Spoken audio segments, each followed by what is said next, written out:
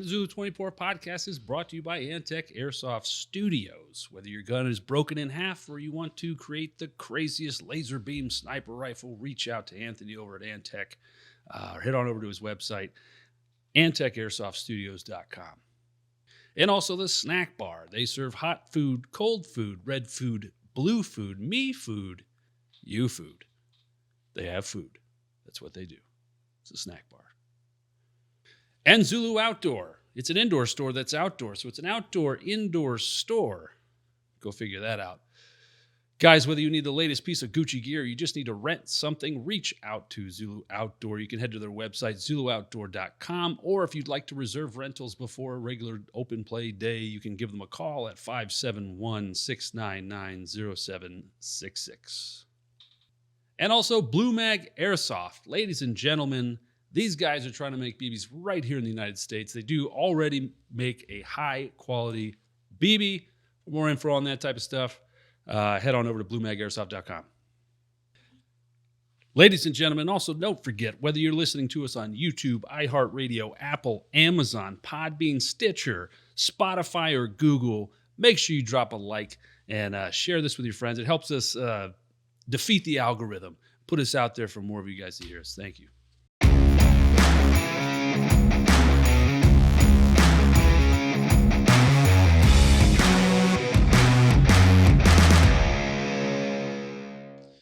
All right, ladies and gentlemen, welcome to another edition of the Zulu 24 podcast. Well, the unnamed podcast. We still haven't come up with a name for it yet.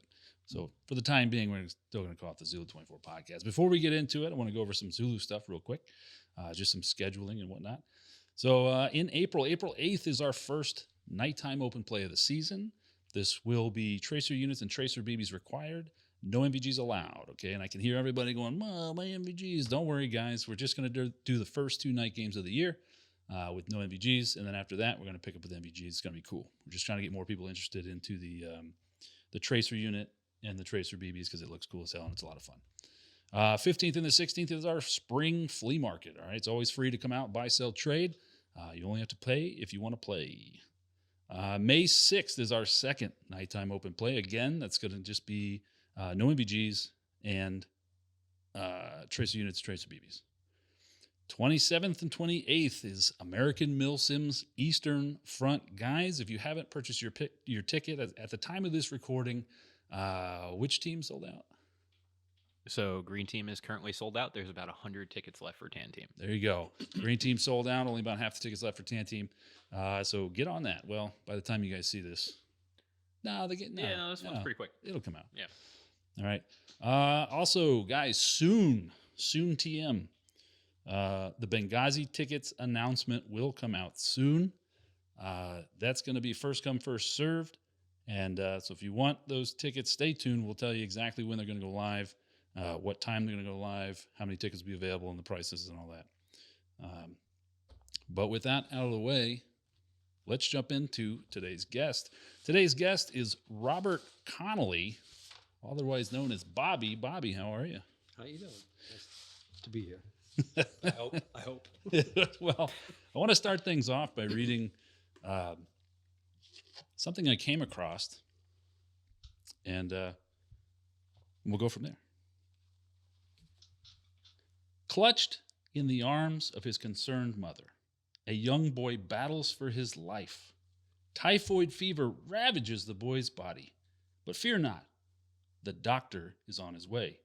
Due to recent advancements made during the Civil War, the boy would be fine. The boy, now a young man, mourned with a nation over the loss of its president, in the customary fashion of the times, by gobbling down Quaaludes. Drawn to a life in the arts, the man develops a love of music, moving to New York City, the epicenter of the 70s music scene. The man tries to immerse himself in the rhythmic scene in hopes of improving his tuneful talent.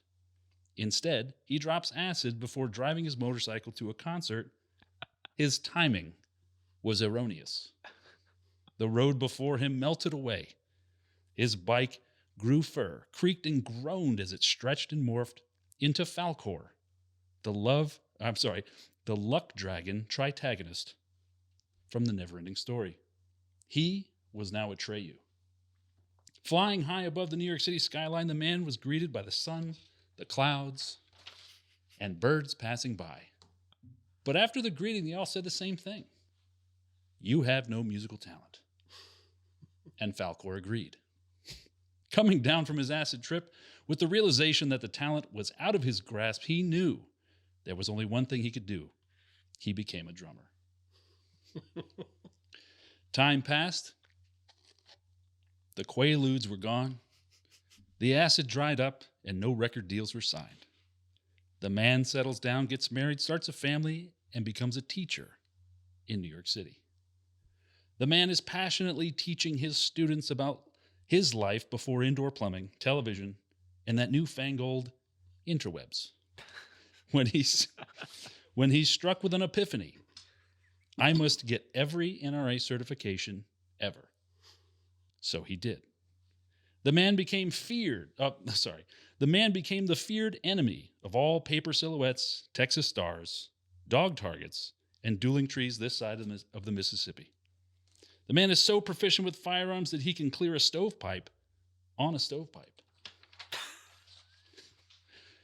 Seeing his expertise, the NRA bequeaths to him their highest honor, reserved for kings, dignitaries, and members of the royal family, and those who have the time and money to complete every course. They divulge to him the mystical 6th gun safety rule. Sworn to secrecy, the man must carry this knowledge to the grave. With the apex of his NRA experience behind him, by this time the old man moves on to learn the art of healing. The graying man enrolls at Hogwarts, House Hufflepuff, due to their empathetic traits.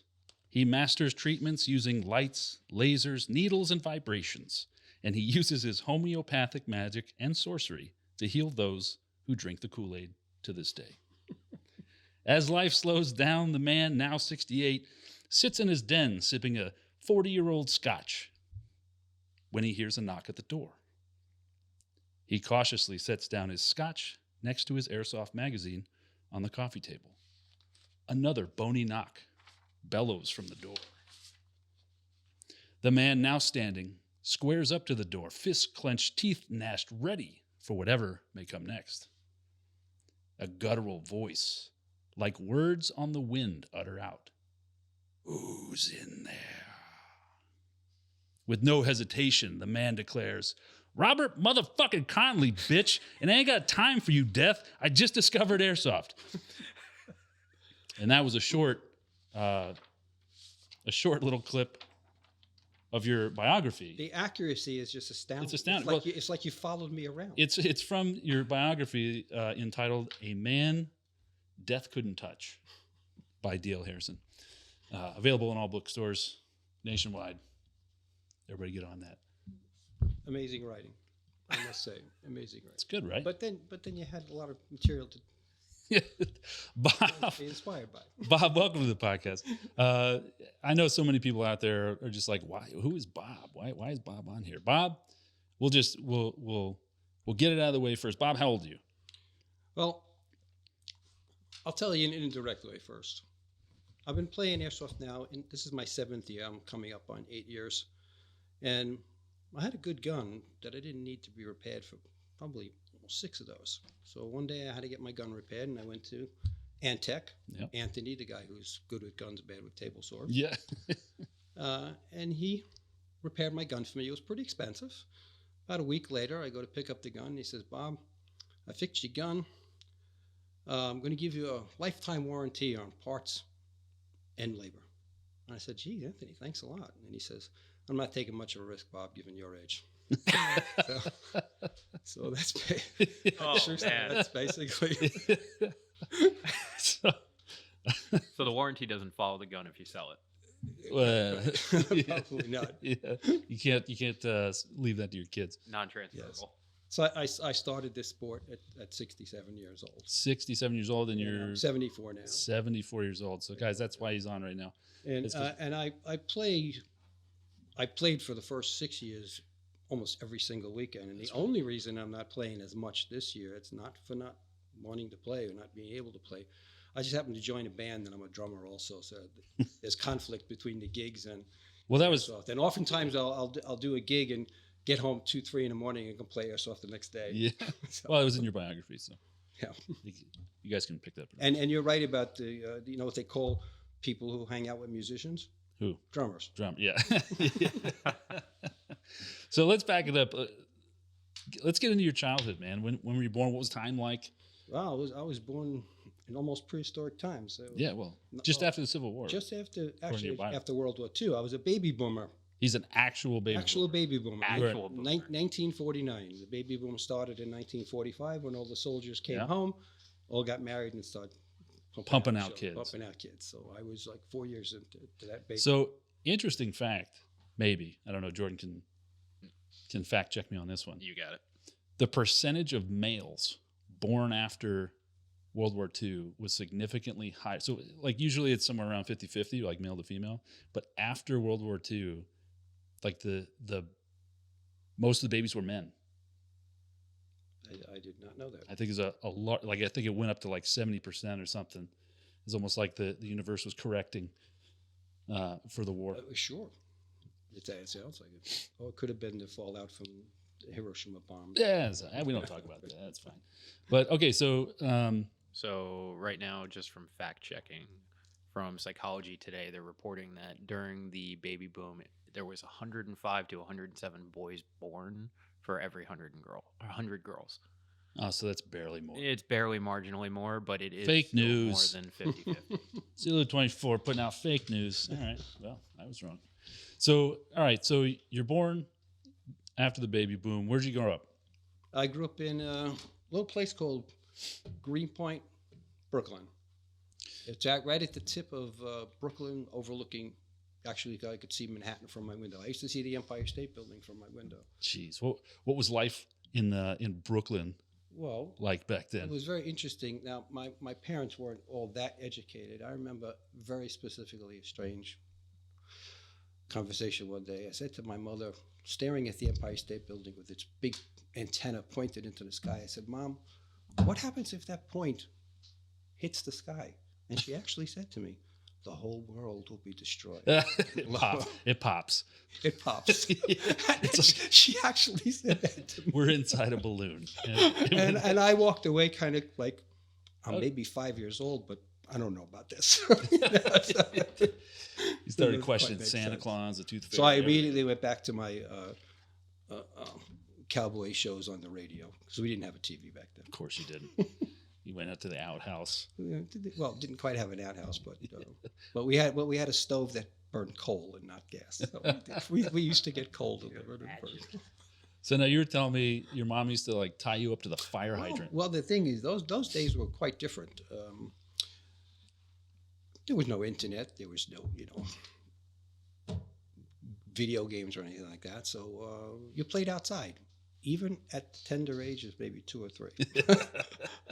My mom used to put a safety strap on me. We had what's called safety straps, which held you in the carriage. She put a safety strap on me and would strap me to a Johnny pump, which was below our window, and just periodically come looking out. I remember this so vividly because it must have been traumatic at the time. I didn't know, Yeah. but I was sitting there, and I was strapped to the pump, amusing myself with my toys, and periodically looking up, and Mom would come and look out the window and see if I was okay. No one ever thought of stealing me or anything. But what was really traumatizing about it was kind of a windy day, and I had a Fort Apache. I don't know if you remember the show Rin Tin Tin, or if you've heard the show Rin Tin Tin. I had a cardboard Fort Apache, and I remember it like it was yesterday. The wind blew it where I just couldn't reach it. I just couldn't reach it, and I was, "Mom, I can't get this." And that was about the memory I had of that Johnny pump. I think it was the losing of the Fort Apache that kind of like That did you upset me. in, yeah. Well, today it would be CPS for sure. Today, my mom I'd be in foster care, and my mother would be in jail. So, But to make it a little, to give you an idea, my mother wasn't crazy, because we had a shopping area in our area. It was like an avenue. Maybe it had 5 blocks of all stores, and on any given Saturday or Sunday, the baby carriage would be lined up outside of every store as everyone did their shopping. With babies in. And with babies in them, and the parents inside the store shopping. Well, where else are you going to store your baby? No one would ever dream of stealing a baby. There were that many babies. I remember vividly. I would be sitting. I remember in one particular store they had an area with a big window so you could actually look out at the babies or the carriages, and they had little children's books for the kids to read while they were waiting for their mother shopping, and I just remember vividly so many babies, and no one even thinking twice about stealing a baby. Again, my mother being in jail for that too, but then so would the entire neighborhood. Well, because different times. It was like that. Different times. Kids were strapped in. Everybody did it. Far as the eye can see, though, it was interesting to see. Far as the eye can see, baby carriages lined against doors with no one attending to the babies. That's wild. So that's how safe it kind of was in those days. Nice. So then moving forward a little bit, kind of your teenage years, you guys get into a lot of trouble there in Brooklyn? I went to Catholic school. Oh. So because you got tough knuckles. Well, went to Catholic school because they at that time they only took the kids who could kind of academically and behaviorally adjust. Yeah. They kicked kids out who got out of line. Although there was always one in every class that somehow snuck through. always the one troublemaker in every class. But the interesting thing about it is you were able to be a good kid and a bad kid at the same time because you had the moral grounding of the Catholic school education, but that didn't stop you from, on weekends. Oh, sure. Playfully breaking into the school. Oh, God. But not leaving a footprint behind. Yeah. Just for the fun of it. And then come back out. Well, sure. Or climbing fences into people's backyards and taking their green apples from their apple trees. And again, trying not to leave a footprint and leave again. So what you're saying is that the Catholic school helped you become a thief or a ninja, I guess. The Catholic school helped morally guide you into guided. Oh, so you were more careful. You were more careful. You were just more careful. Yeah. You were more careful about what you, because you knew if you got caught, you were going to take a beating from a priest or a nun. The nuns were the worst. The nuns would whack the hell out of you. You just we had so much fun. We would, during lunch period, they'd let us out to play in the street. And one day, but tell you how trained we were. One day, we broke into the school during lunch just for the fun of it. And I mean, we're in the classroom, giggling and laughing. Then we step out into the hall, and you need a pair of binoculars to see this nun at the other end of the hall. She was so far away. And we go, oh, crap, we're caught. We go to run, and she yells from this huge distance, stop! And we stopped. Oh, you could have stopped, easily. and we're sitting there, when is she going to get here? Oh. That's how well trained we were by the Catholics. That we were not bad enough to run away from the nun. we waited like we were waiting for a bus for her to come to beat us up. And then she sent us back outside to play again. It's like was it Jack Black in The Pick of Destiny? There's a guy with a knife, and he's like, stand there so I can stab you. And he's like slowly walking away. And, or no, he's like, come here so I can stab you. And they're like, no, we're not going to do that. He's like, okay, wait right there so I can stab you. And he's like walking all slow and like, dude, we could totally outrun this guy. So they just ran. You guys did the opposite of that. Yeah. Well, we used to also, there was a schoolyard too that used to be locked up by the rectory where the priests were. And we would go in there and play ball a lot. We weren't supposed to be in there, but we go in there and play ball. And one day again, priest comes out, and we had to run, but we had to climb this huge fence to run. Yeah. This time we didn't stop when he yelled. No, of course you didn't. We climbed the fence, but we all managed to climb the fence except me. I got caught. Because one of the guys, these are your friends, one of the guys, I was ahead of him, and he pulled me off the gate. and I subsequently got caught. Well, it's the old adage. You don't have to be faster than the exactly. The lion. You don't have to be faster than the lion. You just have to be faster than the guy you're running with. Well, that was one of those instances. And I remember spending the next few hours in the rectory being interrogated. Oh, I'm being interrogated. Who are these people? They want to know who else. Yeah. And you want to tell because you were pulled off the gate. So you tell them that, but guy, you didn't. But you didn't. You didn't tell them. Eventually, they got tired of interrogating you and let you go. Of course. But interesting, they never called your parents. They never called your parents and told them. Because basically, going to Catholic school, as strict as it was, we're kind of basically good kids. So even though they caught us doing things they weren't supposed to be doing, no one got letters home to the parents. No one's parents were called up or anything. Because you were more terrified of that than you were of the priest or the nun or the brother catching you anyway. Because if your mother got word, she would give you a second beating because she'd say, if they're doing it, they must have a good reason. So I'm going to whack the hell.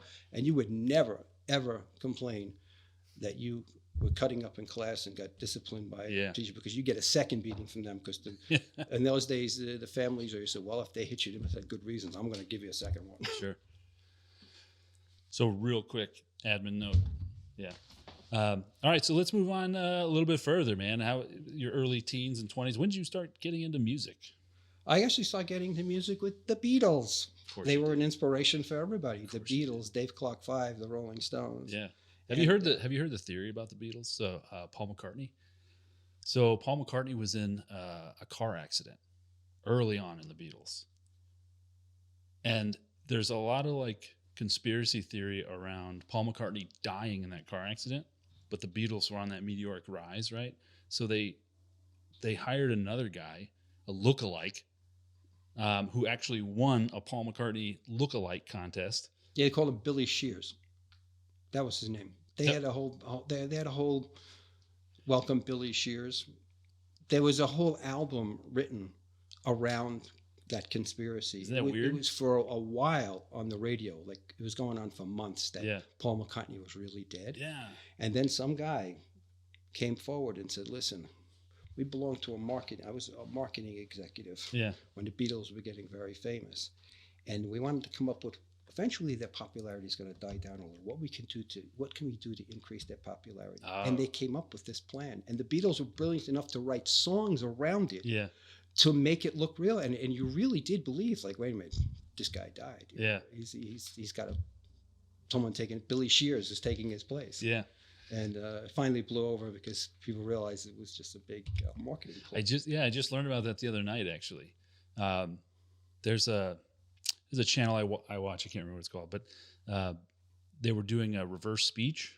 So in natural human speech, it's pseudoscience at best. They're saying that like we subconsciously like have messages in our speech, but reversed. So you have to play the speech in reverse to get the message. Mm-hmm. And they did a whole deep dive on the Paul McCartney thing. They did. You played the record backwards, and it said. Well, not only the records, but also interviews. They would play the interviews backwards, and there was like a bunch of stuff. But then they confused you because in the Abbey Road album, they were all walking across the street, and Ringo had no shoes on or socks. Was it Ringo? I thought it was Paul. Ringo had it. That's what was confusing. Well, I thought Paul. But Paul was the one that they were saying was the.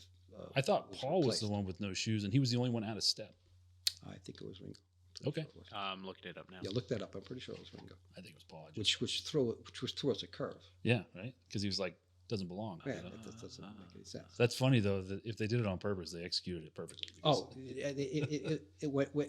it had so much radio coverage. Yeah. Everyone was glued to their radio for weeks and weeks listening to all of this. Yeah. And it was a big controversy. Is this real or is this not? And finally you realized it was.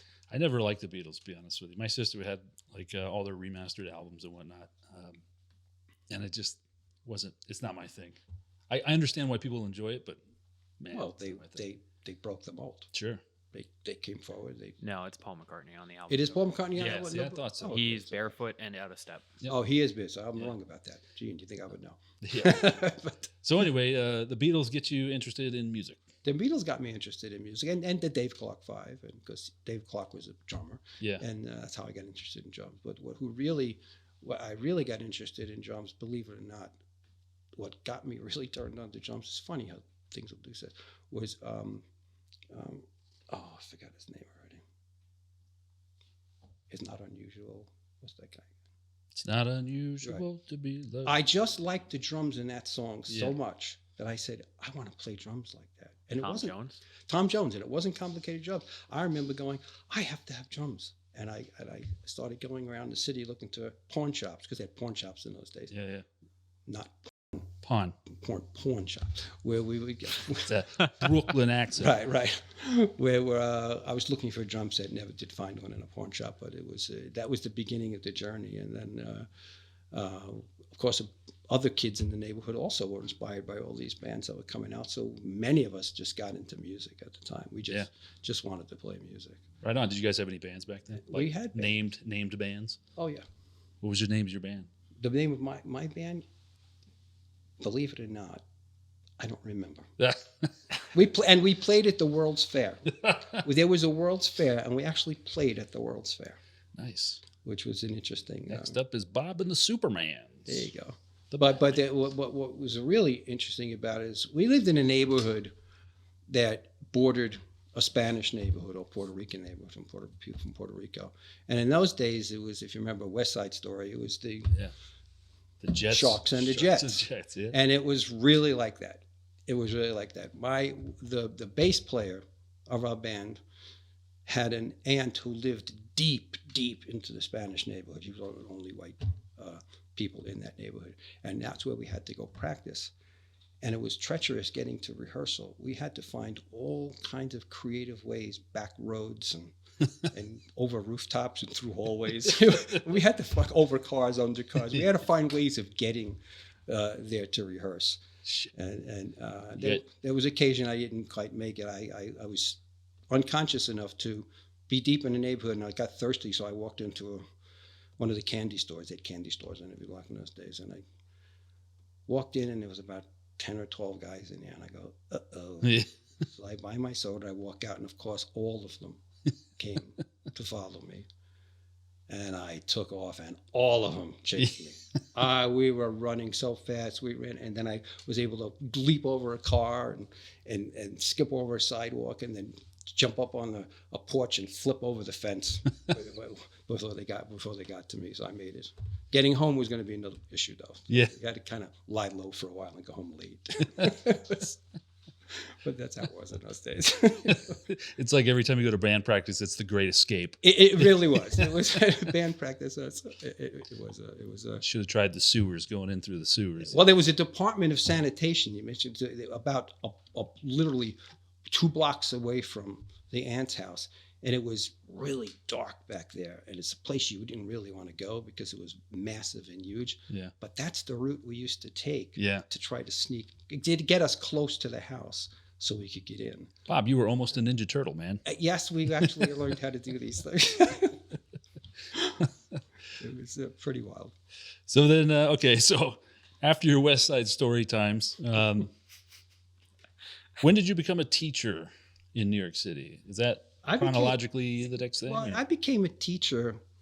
I graduated college. I was in Baruch College, which is a Bernard Baruch School of Business and Public Administration. I actually majored in accounting. But somewhere along the line, I don't know, I didn't feel like doing business. I wanted to do accounting. I remember going to the guidance counselor. She called me in when she saw me change my major and said, "Do you realize you're going to make no money as a teacher? What are you doing?" Yeah. And then gave me a lecture about it. Oh, I went ahead and did it anyway. And teaching in New York City public school was a nightmare, an absolute nightmare. Just because of funding, or? No.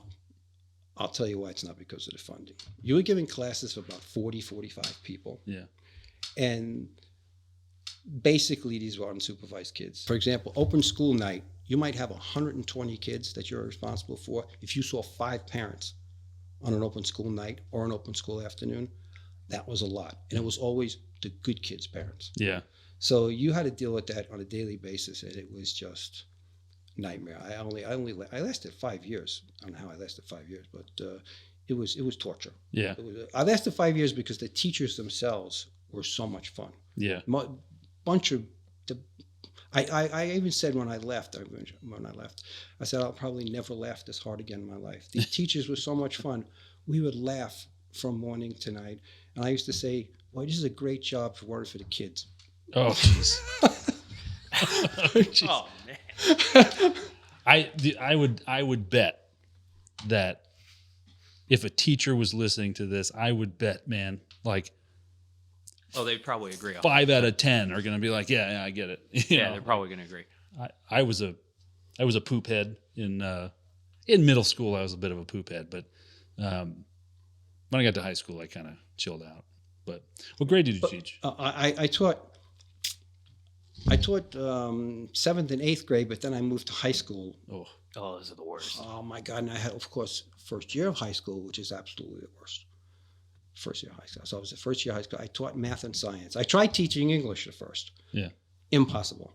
teaching English was so difficult because the reading problem, Yeah. the writing problem, it really was that severe that I said, math is going to be a little easier. Problem is with math, I don't think I ever got past multiplication. we couldn't get to division. No matter what class I taught, we got as far as multiplication. I was going to say ninth grade. You're talking like algebra 1. Yeah. No, we would teach. Oh, we never got to division. Division was very tough. And Well, eighth grade is the first year of high school. so then I switched. Depends on where you are. Yeah, then I switched to science because I figured I must have some fun with some science here too. Science was a bit more fun because you got to do experimentations, and Yeah. kids were kind of into that. Math was a little dry for them. English was just impossible. Yeah. And then I actually switched to one time they needed a gym teacher, and I volunteered to be the gym teacher. To this day, I regret not keeping that job. Well, you know what they say about people that can't do? They teach. Yeah, And well, people that can't teach gym. let me tell you something. It's a job that you should never turn away. My day was getting up in the morning, and I'm going to play ball today. Yeah. Right. I have one class to teach in hygiene. That's it. And then I'm going to teach. It's kind of sciencey, Yeah. but you play ball all day long. You'd play dodgeball with. Yeah, dude, dodgeball Fridays. We would do my favorite class was now this is not a politically correct term anymore, but they were called CRMD classes, children with Redacted. mental development. That's what they called We them. could. Whoa. We could bleep the one R word there. That'd be fine. Well, But that's what it was called. They I were know called CRMD classes. Well, that term was used extensively. We're going to get into the. You can bleep this. Redacted. Correct me if I'm wrong, but what's the Spanish word for slow? Stand by. I'm pretty sure it's Redacted. or something like that. Like that's where the root of the word comes from. It just means slow. But they were the most fun. These kids were Lenta or Lento, depending on the. I'm completely wrong. Type in Redacted. Bundo. when it came to sports, these kids were enormously fun. Oh, I bet. They loved sports. I had so much fun with them. Old gym class. And I had so much fun being a gym teacher and I was in the South Bronx at this point, Yeah. which was a really bad neighborhood. I mean, this is they called the neighborhood where I was teaching in Gasoline Alley because there were so many fires. Oh, Jesus. These were the days when firemen would go to a fire and have bricks thrown at them on their way. Makes sense. So it is a adverb that basically means to gradually decrease your speed. Can also be used as a noun or an adjective. All right. Well, we can bleep all that anyway. Yeah, so- we could just put a hard redacted. Yeah, that's fine. But I had so much fun being a gym teacher. At 3 o'clock, I would look for teachers who were hanging around, or I'd look for kids who didn't want to go home yet so I could play some more ball. Yeah. But what happened was I'd go home and say, geez, it's a fun job, but I have to be more than this. And, the ego gets in the way. I'm a Well, that's 20-something-year-old kid going, I got to be more than a gym teacher. I got to be a lawyer. Yeah, that's when you become a sports doctor, coach. or something like that. Bad Well- move. Shouldn't have done that. Well, that's just called ambition, man. I don't think there's anything wrong with that. But Except that fast forward to when my kids went to school, the gym teacher were doing after school programs, doing all kinds of sports activities. They Yeah. were having a great time. I bet and they they were were. getting paid pretty good money to Yeah, to do that. Well, by then they probably had tenure. Yeah. what an amazing concept.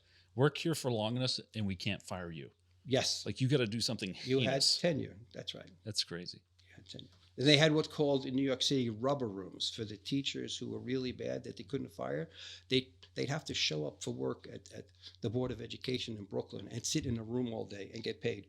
They called them rubber rooms So, yeah, that's okay. because they couldn't fire them. What was that like? Oh, Solid, what's it when they put you in a room by yourself in prison?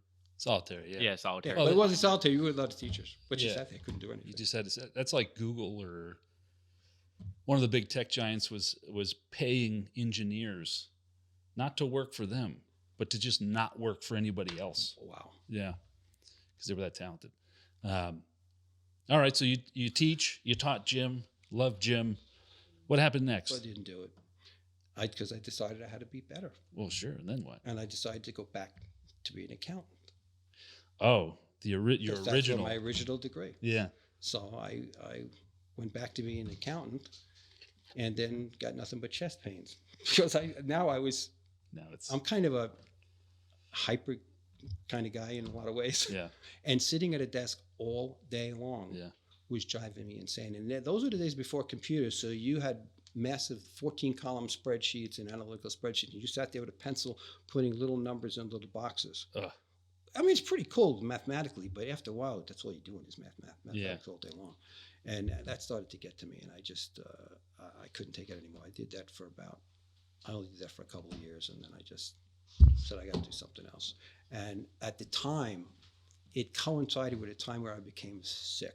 Yeah. Sick in the following way. And this is why it was a good point to bring up, because you think, well, he's playing at 74 because he was always healthy. I actually wasn't. Yeah. I was pretty sick. I had chronic digestive problems. I had hyperactivity, not in a way that bothered anybody else, but it bothered me internally. Like I was racing all the time inside. I had joint pains. I'd get sometimes crashing fatigue. And I spent that way. And I have migraine headaches from age 17 to age 30. Yeah. Until I finally cured those accidentally. Yeah. That was an accidental cure. But what happens is you just find your way to something else. And I thought the job was making me sicker and sicker. So I started spending so much time taking care of myself that I developed an interest in physiology and biology. So and that's what led me to do to Hogwarts. To Hogwarts, right? Because there was a guy, a very famous guy called Gary Null. He was on he had a radio show, a nutrition guy, and he would have very articulate, very educated guy, and he would go through all this incredible stories about natural medicine, and it was just fascinating. Yeah. And it just got me so fascinated. A lot of people became what they became because of this guy. I don't know if there was a guy called Carlton Fredericks too. He had a radio show from the 1940s. Yeah. Another guy who just was very heavily into natural medicine. Yeah. And they sold it in such a good way. And then I started to bother some of the tenants and gradually got better, but it wasn't an easy road. So you weren't like Jack LaLanne? No, I actually, Jack LaLanne's an interesting story. What happened, I came home from teaching one day. I get home at 3:30.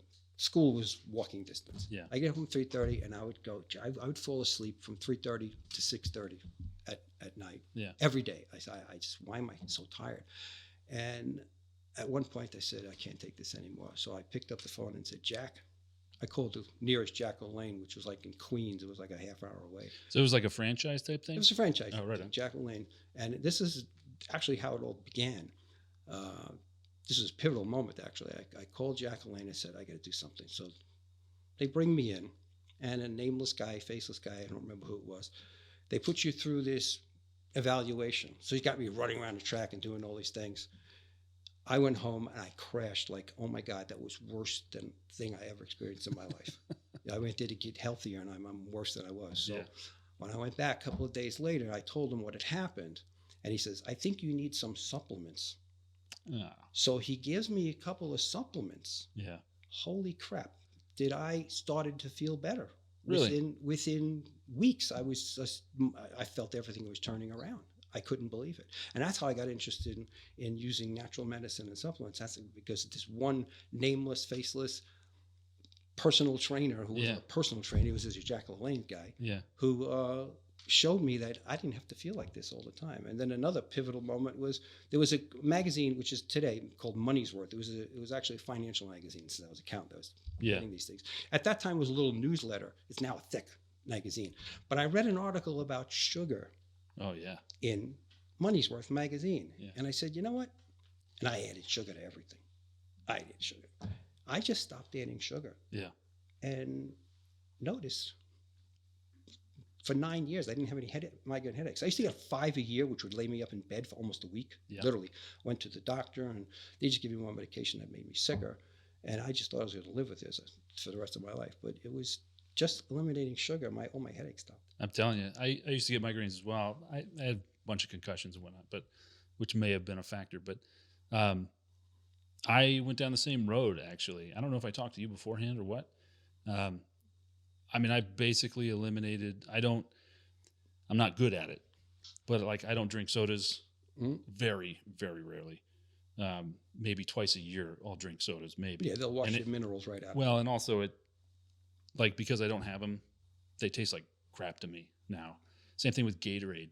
Mm-hmm. A Gatorade, if I drink Gatorade, it tastes like somebody's just dumping pure sugar into my mouth, and you're not quenched or anything. In fact, you feel like you need to drink more, which is probably on purpose. And I too, this sounds like an infomercial for like It does. Anti-sugar lobby. Right. No, but I used to get migraines probably like once a year. That were same thing. Like I couldn't be in the room with any lights or anything. And by eliminating those few little things, I haven't had one in, man. Yeah, but what was crazy about it, I didn't really eliminate sugar. I just eliminated added sugar. Yeah. I still had all the cookies and all the crap, and yet it still worked. Sure. Well, I think, man, somebody from some university, and I sound completely like I'm getting my news off Facebook right now because I can't think of any of the sources. That's why I'm here. Yeah. They said that if sugar was like discovered today, Yes, that's correct. it would be an illegal substance. That's correct. Like it would be considered like a drug. I mean, same thing with caffeine and all that stuff, but which I too. It literally eats you from inside out. Interesting. So this brought you down the road of like homeopathic. Well, that started it Yeah. but even though I got rid of the migraine headaches, something went wrong in my 30s. I mean, it's crazy, it's so personal. I'm telling you. telling it's just us, Bob. It's just us. It's just us. But I developed I had the worst digestive problems I ever had in my life. Yeah. And I went to different doctors, and they were going to give me drugs, and somehow the drugs didn't make sense to me. I tried a couple of them, and it made me sick. Then I went to a couple of holistic guys. Now, holistic guys back then, it was just the beginning of this. We're talking, we're talking the early 80s, and they weren't helping me either. And this is why I somehow had to find my own way through all of this. Yeah. It wasn't easy, though. I was sick with digestive problems and joint problems, and sometimes bouts of fatigue. I didn't have a chronic fatigue problem. I had a internal hyperactivity problem, but I was pretty not so good through my 30s, 40s, and 50s. I didn't get really the way I am now until in my 60s. Yeah. That's when I started to feel, oh my God, I'm really. But then, but by then I had gone to acupuncture school, and I got much more sophisticated about how the body works and what natural medicine was all about. And I started to apply these things and found all these, things I was able to figure out on my own. Yeah. And then obviously I had such an interest in it, I wanted to do it for other people too. And that's what happened with that. Yeah. You've done some treatments on me. You did, we did laser light therapy. Mm-hmm. I think that's the only one I let you do on me. Yeah. Because the other one involves needles. He doesn't like needles. No, I'm not a big fan of needles. I watched you do it on Tyler. You've also done it on me. You corrected my shoulder last year. There you go.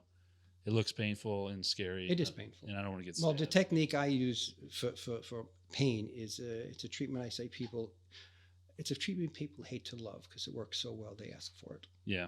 Even though they know what it's like. Yeah. I saw Tyler's face when you were trying to find the nerve or whatever you're trying to do. I think it was his elbow. Was it elbow? Mm-hmm.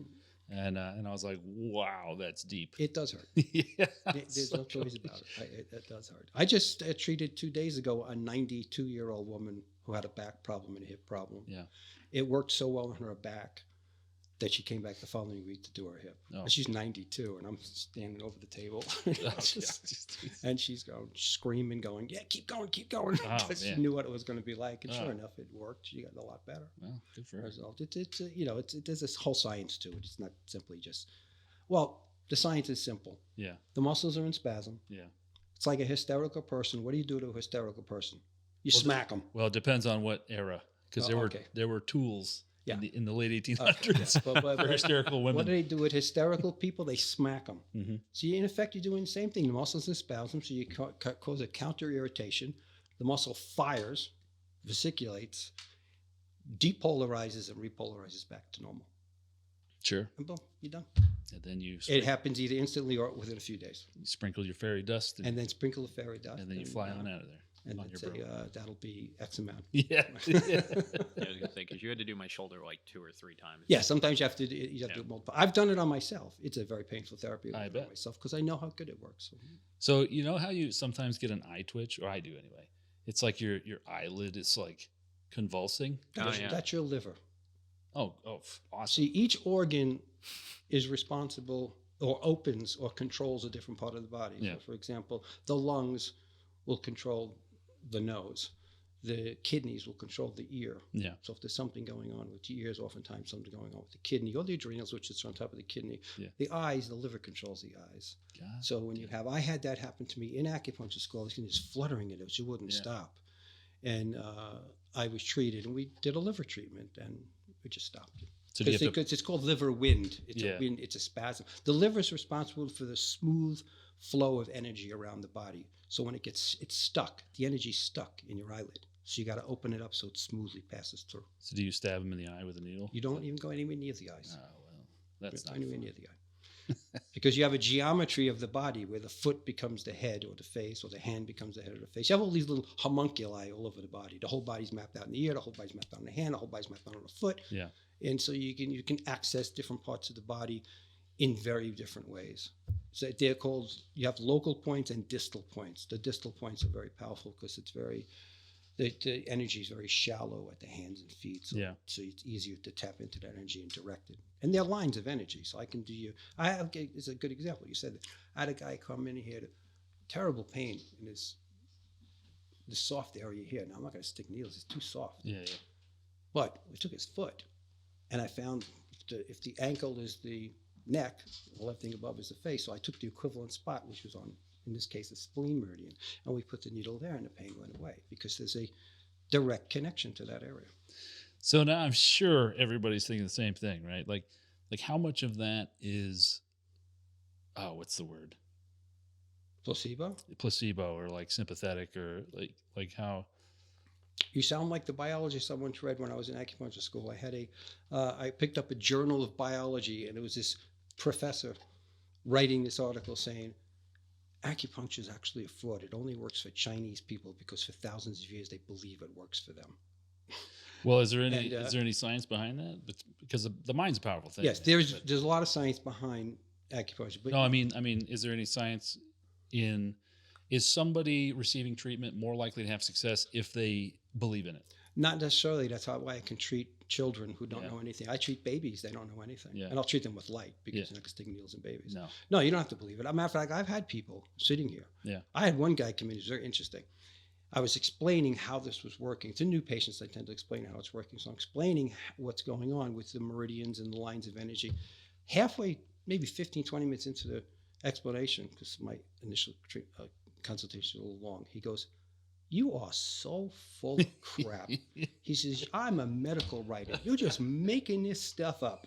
You're just making it." So I calmly reached over, grabbed one of my textbooks, and started reading all these citations, all these scientific. He apologized like you wouldn't. By the end of that session, he apologized like you wouldn't believe. But did you help him? Because he never came back. He never came back, which is very strange. But he apologized because I was reading him scientific articles from reputable magazines, Yeah. from reputable journals. No, it's all real. But the reason people might not think it is because how can a needle do this here, put it in here, and do something there? We're not dealing with biology when we're dealing with acupuncture. We're dealing with magic and sorcery. Oh, we're that's not what dealing you with say? we're dealing with information processing and information transfer. Okay. Now, when you want information from a computer, what do? You click on a file. It opens up information, right? You click on a file, you get a set of information. The acupuncture points are like little files. So if I stick a needle here, it goes to a specific lung point, but nothing happens until I connect it to another piece of information on the body. And then the person will start going, "Oh, I can breathe so much deeper now." Yeah. And then you'll do another one and connect it to a different point. And he says, "Now I can get the air out much easier." That's the simplest case. Yeah. So what you're doing is you're like a programmer. You're programming, knowing what's in all these files and knowing the sequence that you have to use to deprogram it. It's information transfer. It's basically the rules and regulations, the mathematics and physics that controls the biology and chemistry. So when you're doing acupuncture or homeopathy, you're using math and physics. Yeah. You're not using biology. Well, it kind of makes sense, right? So the nervous system is just electrical Yes. conduit, basically. Well, everything is a waveform. Everything's a signature. Every single thing in this room, everything in our body is a specific vibration. Yeah. That's why the colors work, because each color is a specific vibration. So you're matching the vibration with another vibration, and you're overwriting another vibration. So it sounds crazy, but it's not if you look at it. It sounds crazy if you think of it in terms of biology, course it's going to sound crazy. Yeah. It's not biology. You're not doing biology and chemistry. There's a continuum. You have biology, which turns into physiology, which turns into chemistry, which turns into physics, which turns into math. So it's the continuum. You're entering with the math and the physics to change biology and chemistry. Yeah. Everything is ruled by mathematics and physics. Well, I believe that. Including your biology. So acupuncture and any of these holistic healing things, like, some of them work more effectively than others do, but they're utilizing the laws of physics. Laws of physics and mathematics to change biology and chemistry. That's Gotcha. So how long have you been doing that? about a week. I've been doing it. That was good. I've been doing it since 1986. I've been doing different forms of holistic medicine, such as herbalism and nutrition. But then in 1995, I decided I needed some kind of credentials. Yeah. And New York had just passed the law in 1990 or something like that, that it was becoming a licensed profession. Yeah. So I applied to school and then just went to school from 92 to 95. So that actually, that lends some credence, the longevity, of you being able to practice that. That's your primary source of income? That's my whole source of income. Yeah. So it actually lends some credence to it, because obviously if you started in the 80s and you're still doing it today, that means you had, I hesitate to call them customers. I guess they'd be patients, right? Patients. You've had patients that whole time, and obviously it's worked, because if it didn't work, nobody would be calling you. Exactly. You know what I mean? So exactly. And I'm a consumer of this. My family's a consumer of this, so it's not something you easily retire from. yeah. So even as I get older, I'm probably still going to do it a day or two here and there, because knowing what I know about the medical profession, I'm not going to let anybody else touch me so easily.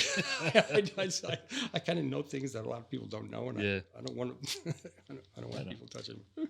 So let's talk about your real guns, and your shooting and all that Well, stuff. what happened with that was, again, I get very friendly with patients, so my sessions tend to be long because I'm trying to learn about them. And I had a guy who was I remember him like yesterday.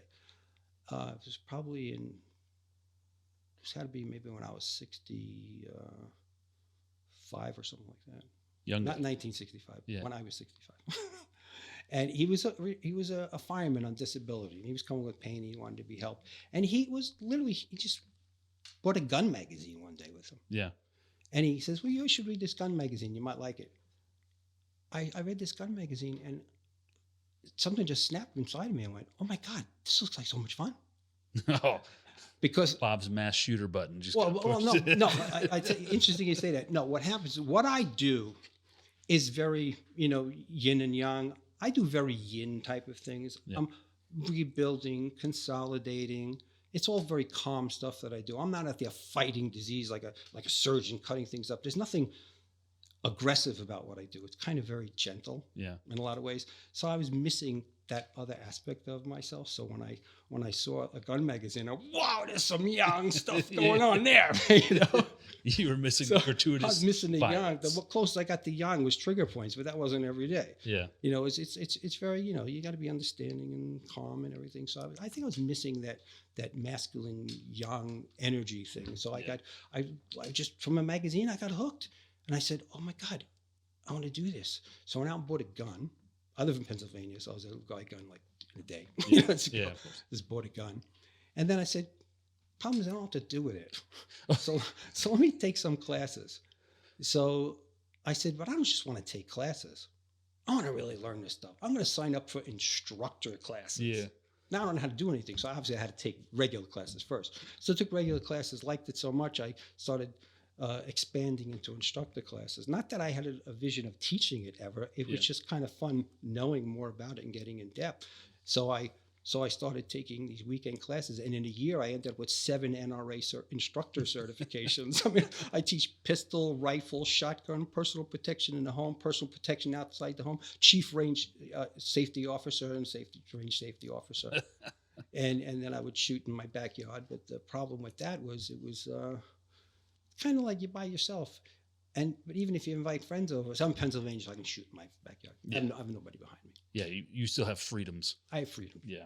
And so what happened was it wasn't so much I was doing it alone, because it's still fun doing it alone. It was the cleanup. I didn't like the cleanup. It was all going through, your brass all over your lawn. So I started laying out giant tarps. I mean, giant tarps. Take me a half hour to lay out the tarps. Then I'm shooting, and then I'm going, I got to clean this thing and pack it up. Yeah. That got tiring after a while. Yeah. So then I bought some steel targets and put them back into the woods a little more. They made nice sounds. Oh yeah. That was a lot of Shooting fun. steel's fun. Shooting steel is a lot of fun. I still have the steel targets and pop-up targets and stuff like that. But along that process, I was getting my kid into it a little bit. She was like maybe 9 years old at the time. Well, how old was she? Well, she was pretty young. So she kind of took to it a little bit, and we got all excited. So one day she gets on the bus and she says, "Dad, I told my friends, oh no. I told my friends, me and my dad were shooting guns over the weekend." You know what the answer was? We've been doing that since we're 5 years old. Oh wow. It was so like a non in Pennsylvania. Yeah. We're doing that since we're 5 years old. That's no big deal. It's funny, when Cameron turned 12 and he started playing airsoft, right? I had to tell him, like, hey, when you go to school, you can't be like, hey, I was playing airsoft and we were shooting each other, or I was shooting these people, or anything. I was like, you can't, because they'll think that you're crazy. Well, my Like, daughter's you get 29 now, so we're probably looking at this as 20. No, it can't be that long ago. I was 65. So wait a minute. This is probably only 19. No, she was younger than that. So I'd say she might have been in her teens. She might have been 15 or something. Yeah. Yeah, but again, I'm in a rural area of Pennsylvania. Everybody has guns. Yeah. So going to school and talking about guns, it's not the same as going to Brooklyn talking about guns or anything like that. I mean, everyone owns them. I mean, I go to my local Walmart. It's an open carry state. You'll see people with guns on their hip Nice. in Walmart. So it's kind of, except no one gives a second thought about it. Freedom. Yeah, no one gives a second thought about it. Jeez. So you're I guess a qualified NRA instructor then. I keep up my certifications. It's a fee. I keep it up every. That's all you have to do to keep them up? To keep them up, I have to keep the fees. It's always about I have all the books and It's- stuff, but It's always about money. They're not it's like always that. about money. I keep my fees. Yeah. But if I let them go, I'm going to lose all my certifications, and they came too hard. Do they give you like a badge or a Hell card or anything? Yeah. Hell yeah, man! I got cards. I got that's the cool stuff. Like that's enough. That's enough just for me to just have the card and like put it up on the wall. Oh no, See it's that? right. I got certificates. Yeah. I got certificates. NRA rifle certified pistol instructor. And then I was going to take advanced courses, but what happened is I discovered airsoft by accident. And the reason I bring up my kid is because she didn't really have much of an interest. So, so we went back to BB guns. I had a BB gun. Yeah. And that's how old she was, because it was 18 years old. She was going to leave at 18 years old to go live in Florida with my brother, because she wanted to go to school down there. And her BB gun broke. Yeah. So I said, you can take mine because you're leaving. I'll go look for another one. So in the process of looking for another BB gun, I came across the concept of blowback. And I went, what the hell is blowback? So real quick, let's pause right there. Let's take a quick break. Stretch your legs a little bit and we'll come back. All right, we're back from our break. Stretch your legs a little bit. And you were getting into how you discovered airsoft. Before I get into the blowback aspect, there's a little backstory to that. No, right? Here I am in my 60s, feeling probably healthier than I felt most of my life. Yeah. And my second daughter had just moved out. And there were issues at home. And I'm kind of like, gee, all I do is work now. And I started to get a little depressed and got very much into war movies, Navy SEAL training movies. The reason I did that is because I'm a kind of military wannabe. I joined the military twice. Yeah. I joined when I was 18 years old during the Vietnam War. Yeah. Because I just wanted to blow stuff up. Yeah. It was one of those things, as a kid, because we always played war as a kid.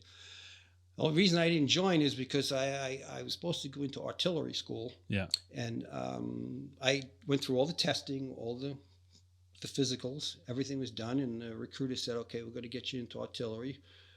And the weeks would go by and I'd get phone calls saying, look, the school is still filled up. We have to wait another week. And this just became endless. And I finally called them and said, I tell you what, I just read a statistic about how many people were going to go to college. And being very impressionable, I said, wow, I better go to college first. Yeah. So I called the recruiter and said, look, I'm going to go to college first. And he said, okay, fine. So I went to college. 2 years into college, I'm going, I don't know, I still got this military bug thing. So I go back to the recruiter. This time the recruiter goes, hey, come on, 2 years you've been an officer. Don't come in now. Yeah. So he talked me out of going in. So I always had this in the back of my mind. I kind of want to do this. Then I graduated school and did the teaching thing and did a couple of other things, the band thing. But then as I got into my late 20s, I got the military bug again. And I was all set to join again. And I met the girl I was going to marry. And I said, oh, geez, I don't want a Dear John letter. Yeah. Yeah. And it was one of those things, I put it off again. Yeah.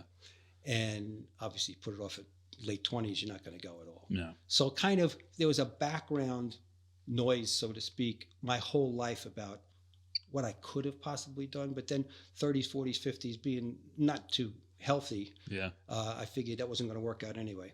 But then I started feeling much healthier in my 60s. Yeah. And now I'm alone for the most part. The kids are not home. I'm into guns now, and I'm going, gee, what would it have been like to have joined? Yeah. So I start getting very obsessed about war movies. Top Ranger, all these, I kept watching everything and kind of getting depressed in a way. You're sitting there, I remember sitting in front of the TV with my little laser shooter, shooting things during commercials. I'm watching these things. Oh, boy, I wonder if I could have done any of that. Yeah. And by that time I was already, into regular guns. But again, it was something I wasn't going to go out and do with anybody other than a couple of people to shoot with. It wasn't the same. It wasn't the military experience. Yeah. Yeah. And then, like I said, when my kid finally moved away, when I was finally looking for a replacement gun, I came across this concept of blowback. Yeah. And then I saw on the internet blowback in some YouTube videos that you can actually rack the thing. And I go, oh, that is so freaking cool. And then it had the word airsoft. I said, what's airsoft? So I Googled airsoft, and all of a sudden these videos came up. Oh, yeah. Of guys playing military in Yeah. dress up and using realistic guns. And I'm going, oh my God, this really exists? Yeah. This is crazy that this actually exists. But actually, there's a little story before that. It wasn't so straight line. It's kind of a weird story. I had a patient. Oh, the angel story. I had a patient who I was from a pretty depressed period. Like I say, watching all the movies going, what if, military wannabe type of thing. And she said to me, you should have angels visit you. I'm noticing you're not feeling, you don't look yourself these days. I didn't tell her why. Yeah. She was very, anti-type military type person. So she said, you should have angels visit you. And she's an atheist. So hey, an atheist who believes in angels. Yeah. And I explained that one. So I said, please, I have no time to do this, because you had to go through these rituals of lighting a candle, writing a letter, blah, blah, the whole thing. So I didn't want to do that, but she wore me out. And I finally said, you know what?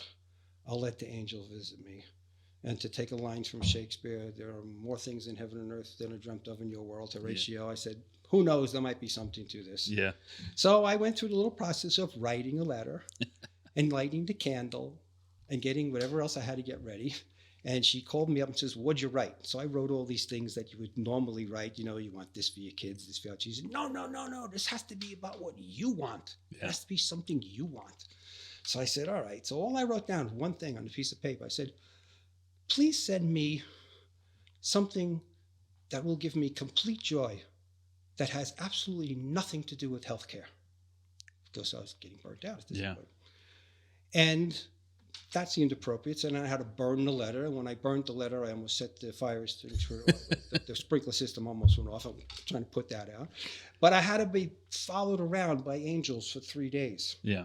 So that was a creepy feeling, because you're now on your best behavior, because you're going, these angels might actually follow me around, And then I had to release them. So I finally released the angels. And literally about 2 to 3 days after I released the angels, that's when I found that concept of blowback. Yeah. And that's when I found all the videos and said, oh my God, what is this? Yeah. And I just went berserk watching video after video. And then one day I was going out just to a Staples to get something for my office. And I drove by and I looked to my left and there was an Airsoft store. I said, wow, I never saw that before. So obviously I ran inside and I'm walking around saying, wow, this is crazy. This thing even exists. That's when I met JoJo. Yeah. And he told me about Zulu Field. And Was that in Fairlawn or Nanuet? No, that was in Nanuet. Nanuet. And I'm all excited going, how did I never see? I said, how long has this store been here? Oh, this store's been here for a few years. I said, well, I've passed here 1,000 times. Yeah. And I never saw this store. Angels. Well, it's like when you buy a new car. Yeah. Right. You never notice your car on the road Right. until you buy it. that car, and then Right. all of a sudden you're like, oh, everybody's got that. Right. So now all of a sudden I'm into this.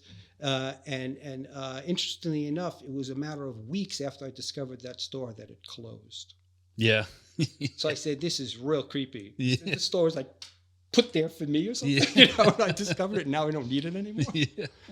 And at that point, I was all excited about, wow, I can actually maybe do this military stuff, kind of make-believe, kind of fun. So I visited the field. I went to visit the field to kind of take notes. Oh, you went to Zulu, the old field. Old Yeah. field. I went to take notes, and they have an interesting story about that. So I started taking notes, and I started showing up every Sunday, but they didn't know why. But I'll tell you why after you tell us this story. But I'm showing up there like every Sunday. So The first hour and a half, 2 hours at staging, yeah. So taking notes, talking to everybody. So Mario actually brought it to my attention, right? Because back in those days, I mean, Mario and I specifically were a lot more involved with like the daily operations of Zulu, right? We had to be, right? We had some staff, but we were moving around, constantly moving around. And then one day Mario was like, "Hey man, you notice this guy?" Referring to you. I think that day you were wearing a Canadian tuxedo, so it kind of like jumped out at me. And I was like, "Yeah, what's up?" And he's like, "He's not playing. He's just sitting there talking to everybody." I don't know if he had a notepad or anything that day. I can't remember. He's just writing stuff down. So we like had like side conversations of like, is this guy here to shoot this place up? Is he a reporter? Like, why is he here just taking notes? Is he is he on a watch list that we need to know about? Like, does he drive a white van that says free candy on the side? Like, we need to be real careful. Yeah, because I'm talking to little kids. Oh, I'm dude. talking to adults. Yeah. At one point, I was even, and I was doing this. We're doing this for a couple of months, and I'll tell you why. This wasn't a couple of weeks. This wasn't just me researching what do you have to buy to play this game. Yeah. I'm there every freaking week. Yeah, And I'll tell you why in a second. and so But I'm with these little kids. And Yeah. I'm talking to them and taking notes. I go, how old are you guys? And when I found out how old it was, you just saw a guy jump back like a snake. Whoa! Yeah, Get yeah. away from these little kids. Yeah. You're going to be arrested. Yeah. You know? So we kept a sharp eye on you for a while, and then we were like, this guy's harmless. He's just fucking, he's just doing research. I think it was like, did you ever play at the old field? No. So I think when you came to play at the new field. I think JoJo gave me a tour. He let me stay on one of the buildings, put a vest on me to see. What it was Okay. like. And I was like, oh, he was just doing research to play. I mean, we were keeping an eye on you. But it went on for a long time. Yeah. And the reason it went on for so long is because unbeknownst to them, I had fallen off a helicopter at an air show Yeah. around the time I wanted to play. So now my back was just killing me. And it was one of those things where, unfortunately, it took something like, no exaggeration, 35 chiropractic treatments and 15 acupuncture treatments to get me better. So that went on for a couple of months. So I had nothing else to do but research. Yeah. But they didn't know that. Yeah. I'm walking around like some either government official or some one or the other. Yeah. Right. There's no in between. So what? There's no in between. He's either a or he's so I'm finally getting all my research together, and I'm finally starting to feel good. And then I get hurt again. This time with my finger. My finger was just a total mess. So I go, I got to put this off more. I said, I don't want to put it off more. So I put big bandages around it with big gloves to protect the finger in case anything. And the very first day I showed up, my very, very first game at Airsoft was a op. That was my very first game. Which op was I it? think You it remember? was, what was the one that's in the fall? Oh, In October. Blood Diamond. It was Blood Diamond. October. Yeah.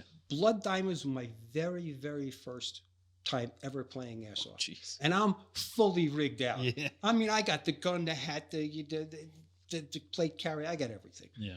And JoJo sees me because he's the one who turned me on to it. He goes, "Oh my God!" He says, "You really came prepared." I said, "Yeah, I did some research. I just got everything done."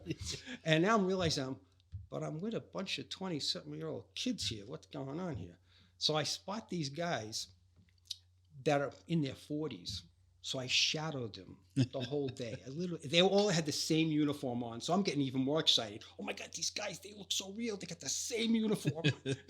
They're working as a unit, as a team. I'm following them around all day long, shadowing them all day long. And then eventually I actually got to know them and I started running with them on a regular basis. But at that time, you didn't have a lot of the buildings. Was that Dan and his crew? That was Dan and his crew. Right. Good group of guys. I became friends with them. Yeah. Started running with them regularly. But I felt like I was in my glory. I said, so I remember coming off the field that day and Jojo said, so how do you like it? Oh, my brother said to me first, he says, you're buying all this stuff and you haven't played the game. Yeah. Why are you buying all this stuff? How do you know you're going to like it? I said, no, there are some things in life you just know you're going to like. You just know it.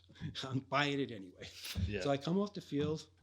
And Jojo says, how'd you like it? I said, Jojo, it was everything I thought it was going to be and more. Yeah, good. And that began me coming to the rabbit hole every week.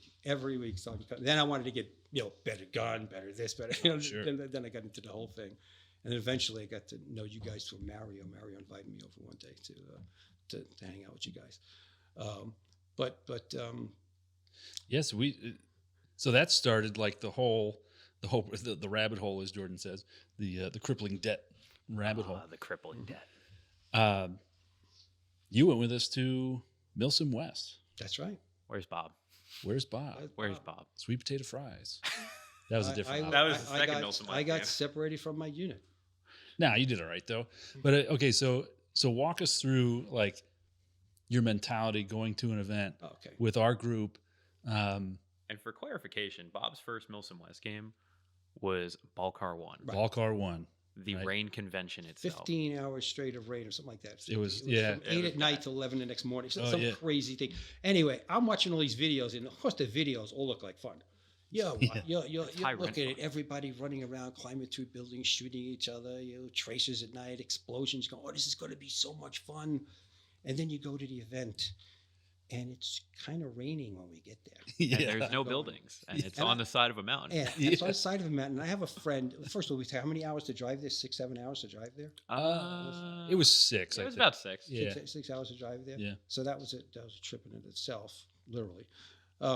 So I remember staging, and we're all getting ready, and the rain's starting to come down. We didn't look at the weather forecast. We didn't know how long it was going to rain. Figured maybe it's going to pass. My friend, who is a former Marine, said to me, whatever you do not get your feet wet. He says, whatever you do, not get your feet wet. Yeah. So I said, okay, I'll just keep my feet dry. Simple as that. Simple as that. So we step off at 8 o'clock or something like that, or 7 o'clock? Yeah, around dusk. 8. Yeah, it was. And it's going down, really coming down now. The rain's really coming down.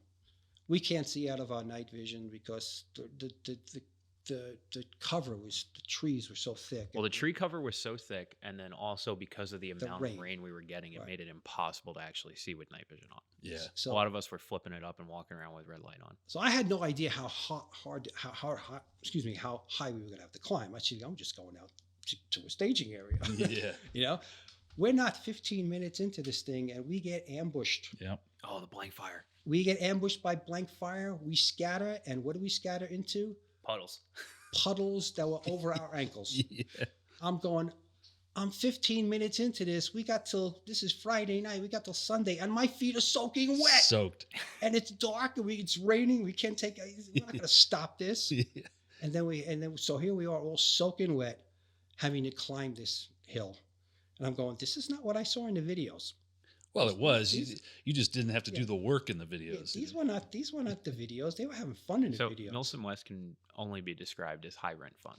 Because in that moment, you're going, what the hell is wrong with me? Why did I decide to do this? Who thought this would be a good idea? I don't call it fun. I call it an experience. Yo, it's an experience. But then we get back and we start having these conversations going, that was the most fun I've ever had. I want to do that again. We're climbing this hill. And we're just climbing in the rain, coming down. We're single file. And we got these heavy packs on us, these rucks on us, and we don't even know where we're going yet because we kept stopping. Well, I knew I was at the front, right? So our cadre basically said, get us to the base of the ridge, right? So it was a gradual slope and then Mount Son of a Bitch after that.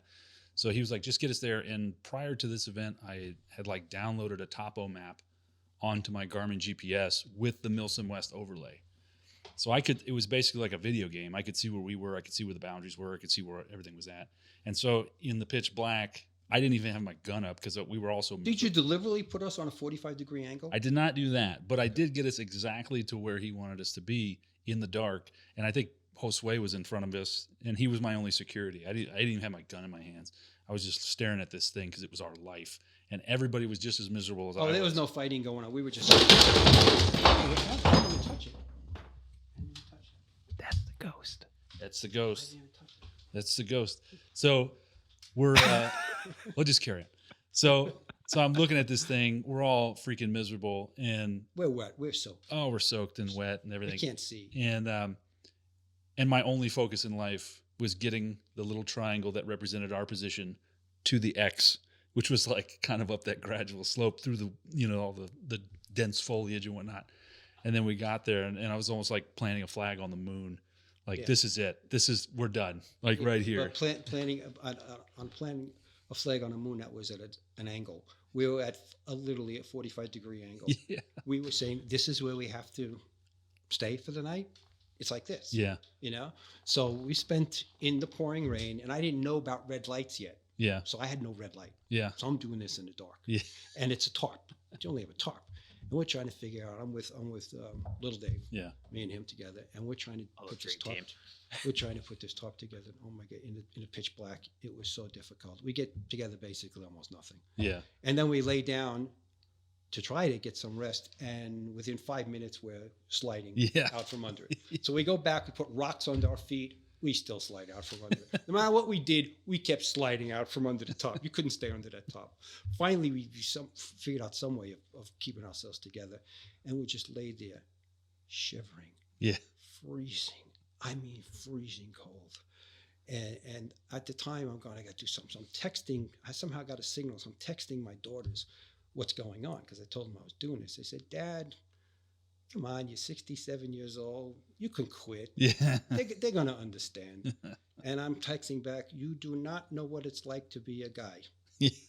I said, I am going to be either written off as the old guy and say, he can't do it anyway. We didn't expect him. Or worse, Yeah. he's going to be the guy who just can't do it. Yeah. So I was only faced with two choice, one choice. I mean, the alternatives were like, you're written off as the old guy, you're going to make fun of the rest of your life. Yeah. And so I spent the whole night freezing, shaking, couldn't get any sleep, rain coming through the tarp. Everything was wet. By that time, since I had no red light, by the time I got my sleeping bag out, it was soaked. Yeah. So I had a soaked sleeping bag. And unfortunately, I remember the wind going up my shirt all night long. and I'm just counting the hours and going, I guess it's getting late. It's getting later. And I'm looking there, and it's only 10 o'clock. Yeah. Oh, my God. Man. 4 hours went by, and it's only 10 o'clock. And I'm trying more, and I go, oh, my God. All right, it must be at least 12 now. It's only 10:30. Yeah. I mean, it was one of those nights. It was absolute, total torture. So now to put it in context too, while you're sitting there mentally just trying to hang on, we had two guys quit. Oh, we're going to talk about it. Two guys in their 20s who woke me up. I had just gotten warm and somewhat dry. Wow. And they woke me up, and I stared at my pants laying next to me, which I knew were soaking wet and freezing. And I just knew I had to put those pants back on. I was just dreading it. So when they came up, they're like, we don't have any more dry socks. And I was like, why? Did you only bring one set of socks? No. We brought 5 sets of socks. Why were you changing your socks in the rain? You save that for tomorrow when it's not raining. Anyway, so I had to get up, put those cold, wet pants on, find a cadre, and then tell them that these two jackasses were heading back.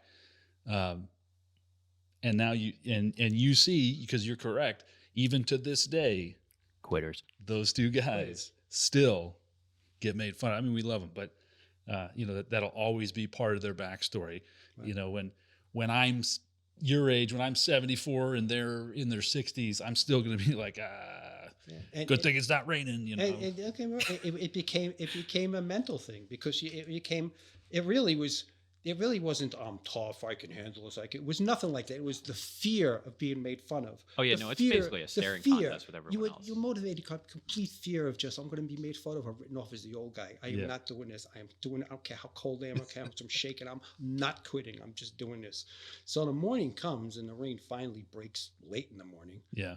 And a lot of us are grumbling and walking Oh, around yeah. wet and Awful. going, oh God, we're all going to say, maybe we should go home, maybe we should quit and all that stuff. I'm getting all excited because enough guys are grumbling about quitting and going home. So I go over to Dave and say, Dave, a lot of us want to go home. He turns and he goes, we're not going home. And my heart sunk. My heart sunk. I literally spent the next 2.5 hours rearranging my tarp, which came out no better than the first night I had it in the rain, and said, I don't have to do this. Why am I doing this? And but you left the guys in the car for 2 days too. Yeah. They had to stay in the car. I didn't know that. So I didn't even know that was a consequence. I also gave them the wrong key. We drove down in 2 Sprinter vans. Yeah. And I knew that their stuff was in one. I think it was in my Sprinter van, but I woke up Sean and got his keys. So not only did they have to spend the whole weekend in the Sprinter van, which must have been awful. Anyway. Awful. It was in the wrong Sprinter van. So Right. like Not their stuff. their stuff wasn't in there. I can't imagine paying whatever we paid for that event. Oh, about $160 a person. Yeah. that's right. And then spending the whole weekend in a freaking van, I mean, just the fact that like they can't just leave and go home. Right. Like they're stuck there either They're way. stuck. So that would be enough anyway for me to be motivated. Well, I just didn't know that was the option. Yeah. I Well, thought, either we I all thought quit you or should none go of to your us nice warm van with your It's- own stuff and everything fine. it's not an option. But it wasn't an option. It's not. But it wasn't an option anyway because, like I said, It's not an I option. just didn't want to be stigmatized with either. Yeah, but one of those things. looking back at it now, did you enjoy it? Well, I'm not done yet. Because the next day wasn't that much better, even though it wasn't raining. Yeah. Because we're all wet, and I still haven't changed my socks. I didn't even bother. What's the point? I'm not even changing. Hold on 1 second. Let's take a quick pause here and kind of clean this up. We can keep that part in. I wonder what did that. And we're recording again. Okay, so the next day comes, and I realize this is not over. We're not going home. Nope. So a number of us got our heads down, but we'll just have to deal with it. How, we don't know. Yeah. Yeah, so Intestinal so fortitude. all I kept saying is, this is not what I saw on YouTube. This is not what I saw on YouTube. And we're not even playing the game because we're all recovering from a horrible night, and things are still pretty wet. Yeah. So Dave had us fortify some walls around us and trees. We're cutting down, Yeah, all the kinds of branches and stuff. We're putting barricades up. The cadre case wanted we us to get kind of Yeah. improve our So this is position a what- little so bit. this is what we're doing. And I'm going, geez, all right. So then finally the day comes, it clears up a bit. So we actually get to play some airsoft, Yeah. kind of. We're still climbing down these treacherous terrain. I mean, these hills were like Oh, it was mud Rocky. skiing. rocky. I mean, right, you could ski down them. Yeah. They were so rocky. But at least you got to play some airsoft. And then you came back and you're going, okay, this is not too bad. But then the night rolls in. Well, hold on. But during the day, though, didn't we go on that long patrol? Oh, we went on a long patrol. That's right. We went on a long patrol, Yeah. and we are supposed to be accountable for one another. Yeah. And little Dave was supposed to be accountable for me. I'm supposed to be accountable for him. We got into an ambush, and I was the last guy, and everyone ran, and I started to run but got shot. Let me clarify here. Yeah. We didn't run away. I got shot. Well, you got shot, but what had happened was we actually saw, I think they were militia, like Yep. a militia thing, right? So I don't think you were with us, Jordan. No, So- I was for this. Were you? Yeah, I was with Nick. Nick wasn't with us. We were different squads. Oh fuck, we were. Yeah, we were different Yeah. squads. So remember I had binoculars. Mhm. Somebody gave me some binoculars, so I actually used them. It's like the only time in airsoft where I've used binoculars and had them actually be worth the wait. And so we spot these guys. So we were going to use the terrain to get on the backside of them, and it put us at a disadvantage a little bit because we'd be fighting uphill. But That's right, it was but it gave us the element of surprise. So we all got online and we started pushing up this hill. Well, apparently these shirtless militia members had some body armor that we didn't bring the right ammo, I guess. Mhm. So we were having a tough time taking them out. But we started bounding up just like we did when we trained. We started bounding up, and I think you were like the far right side. I was the far, yeah. And I got hit. yeah, I yelled, I got hit, but no one heard me. yeah, And it was a strange feeling. It's, in the movies when something an explosion happens and there's silence Yeah. and everything in slow motion. That's right out of a movie. Yeah. I got hit and I lose my team. Yeah. And I'm all by myself in a strange terrain with enemy all around, and everything went silent and slow motion. Yeah. Right out of the movies because I didn't know where I was. Well, so we started taking casualties because you weren't the only one that was hit. So we started taking casualties. We're just a squad. So we're like 12 guys, whatever. And we had the platoon medic with us. We had JoJo with us. JoJo had waters on him. He had extra ammo on him. He had like half a case of water in it. Yeah. So he was like so I was trying to protect him because if they got him, obviously they could have taken all the stuff. So once I saw that we started taking like a little bit more casualties than we wanted, also there was another enemy force kind of pushing from one side. I was like, hey, get our guys back up. Buddy aid who you can. Let's bound back to like a little staging area, regroup, and then we'll try to either hit them again or push. But then they pushed us. So then I sent JoJo. I said, just go back. You're too valuable right now. You've got all this water and stuff on you. I sent him back. So everybody kind of successfully bounded back down that grassy little hill. Mm-hmm. And we got in a little 360, and I'm like kind of looking around doing a head count. And I'm like, okay, we're down JoJo because I sent him back. Why am I short? And then somebody's like, where's Bob? And I was like, fuck. I was like, we almost got away clean. I was like, fuck. So I was like, we got to go get him. We can't just leave him there. We got to go get him. So then we tried to fight back up that hill. And I think the end result of all A of couple that. of guys died. Yeah. To get me. Yeah. So, yeah, that was almost. Because I remember being captured and searched. They were searching me and looking for intel. Yeah. I'm sitting here going, I have no idea where anybody is. Yeah. No idea. And then finally a little squad came up to find me. And I remember the first words out of their mouth was, we lost 2 guys looking for you. Yeah. Yeah. It's like Saving Private Ryan. Yeah, right. We lost 2 guys looking for you. But that was fun though. It was interesting. That was a good experience. So then night comes. Then night rolls in, and they don't show guard duty on YouTube. No, of course not. No, we're not going to show you the cool stuff. Guard duty is awful. Yeah, I mean, you're still wet. It's still because during the day we built fires. Yeah, they let us build fires. Well, like a warming fire. A warming fire. You couldn't really get like much dry. You know what's funny about the warming fire? It's like tiny little flame. It was almost like a big light. Oh, I have a photo of this. I'll right, put it in. and then people were stringing out. That's right. We had clotheslines Yeah. of everyone's clothes and a tiny flame. Well, yeah, I remember laughing like, what's the point? Yeah. Like, what is the point? None of that stuff's going to dry out. I still have, by this point, I had not changed my socks once. Yeah, neither had I. Because I still didn't change yet. I was looking at the sky. Mm-hmm. Going, when the clouds go away, then I'll change my socks. Plus, my boots were still wet. So, like, what's the point? So I still had 4 pairs of dry wool socks. And my shoes dried out later on the day, and I changed them out. And it was good for the rest of the weekend. But that warming fire was like it's a memory because to see so many literally clotheslines crisscrossing in this tiny flame going, what are we doing? I got the photo pulled up. It's everybody using, it wasn't even 550 cord, it was a stick. Oh. They had everybody's gloves on a that's stick. Right, people's gloves were on a stick and socks. Yeah. And you've just got Sean with an even smaller stick with his gloves basically in the fire. Yeah. Oh, fuck, I have a video too. So, all right, I'm going to put this on screen as you guys are talking about this. So the nighttime was god awful because you're standing there expecting an attack and just looking into absolute darkness with your night vision, still can't see that well. And tired. You haven't slept. Now everyone's got up that Friday morning. So this is now Friday. This is now Saturday. This is now Saturday night. Yeah. No one slept. Yeah. I didn't sleep at all. Yeah. And I don't think maybe some people slept an hour or 2. Maybe, I don't know. I was going to say I slept really well during that game. But you guys are more experienced than me. You guys know how to keep warm and dry. I was I don't know how to do this. I just went into this with no.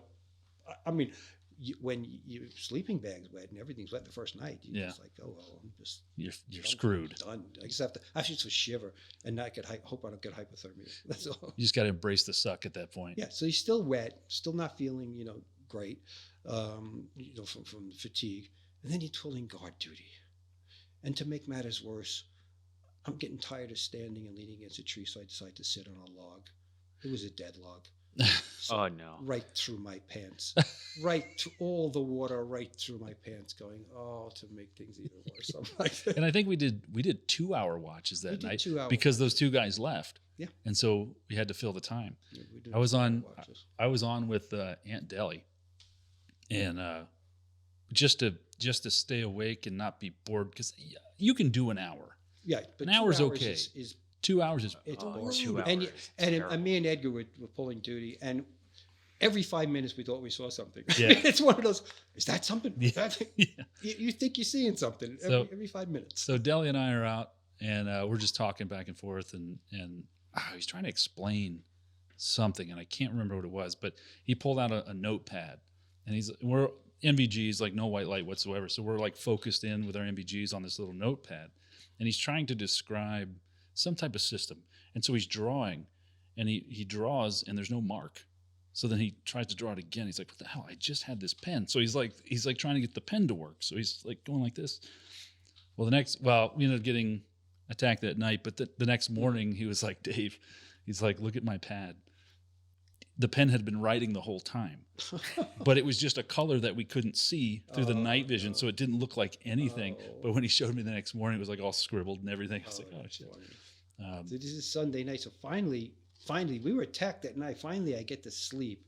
We get orders that we're supposed to climb Balcar Ridge, Yeah, Oh, Mount son of a bitch. mouth son of a bitch. which I'm thinking we got to go climb this ridge. This ridge is like 10 feet from us. I mean, it was like literally right there. You mean to tell me we're there the whole time? Yeah, And anyway, I got to get some sleep. So I finally actually fall asleep. It was maybe 3 a.m. yeah, And then we get attacked. yeah, And then we get attacked. yeah.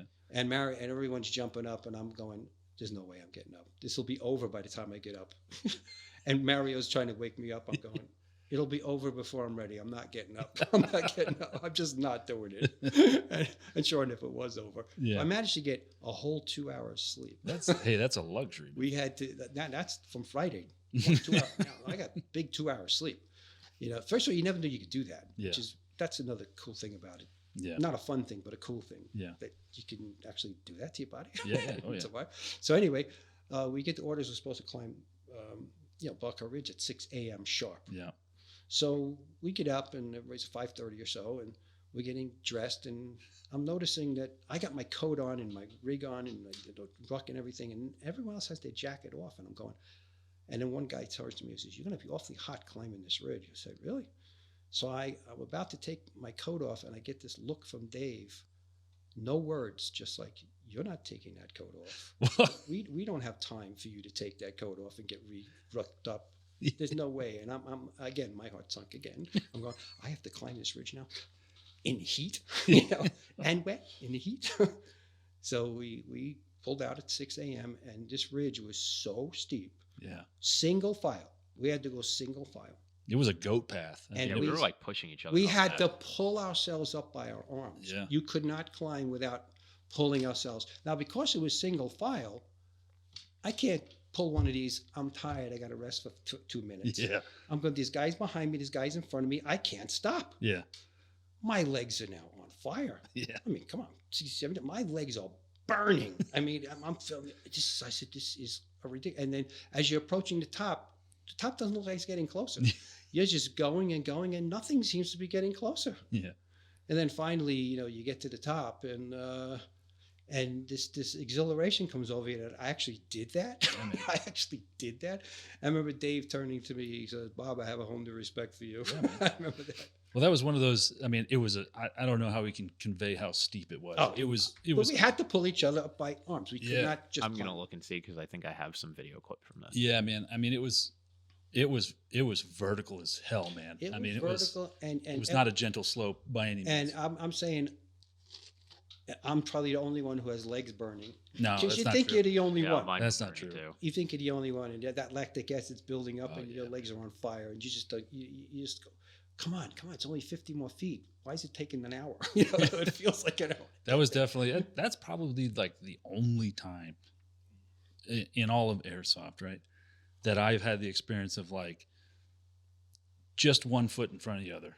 That's all. Like mentally, just Yeah. saying, like just Yeah. 1 foot in front of the other, and get it done. Yeah. Right.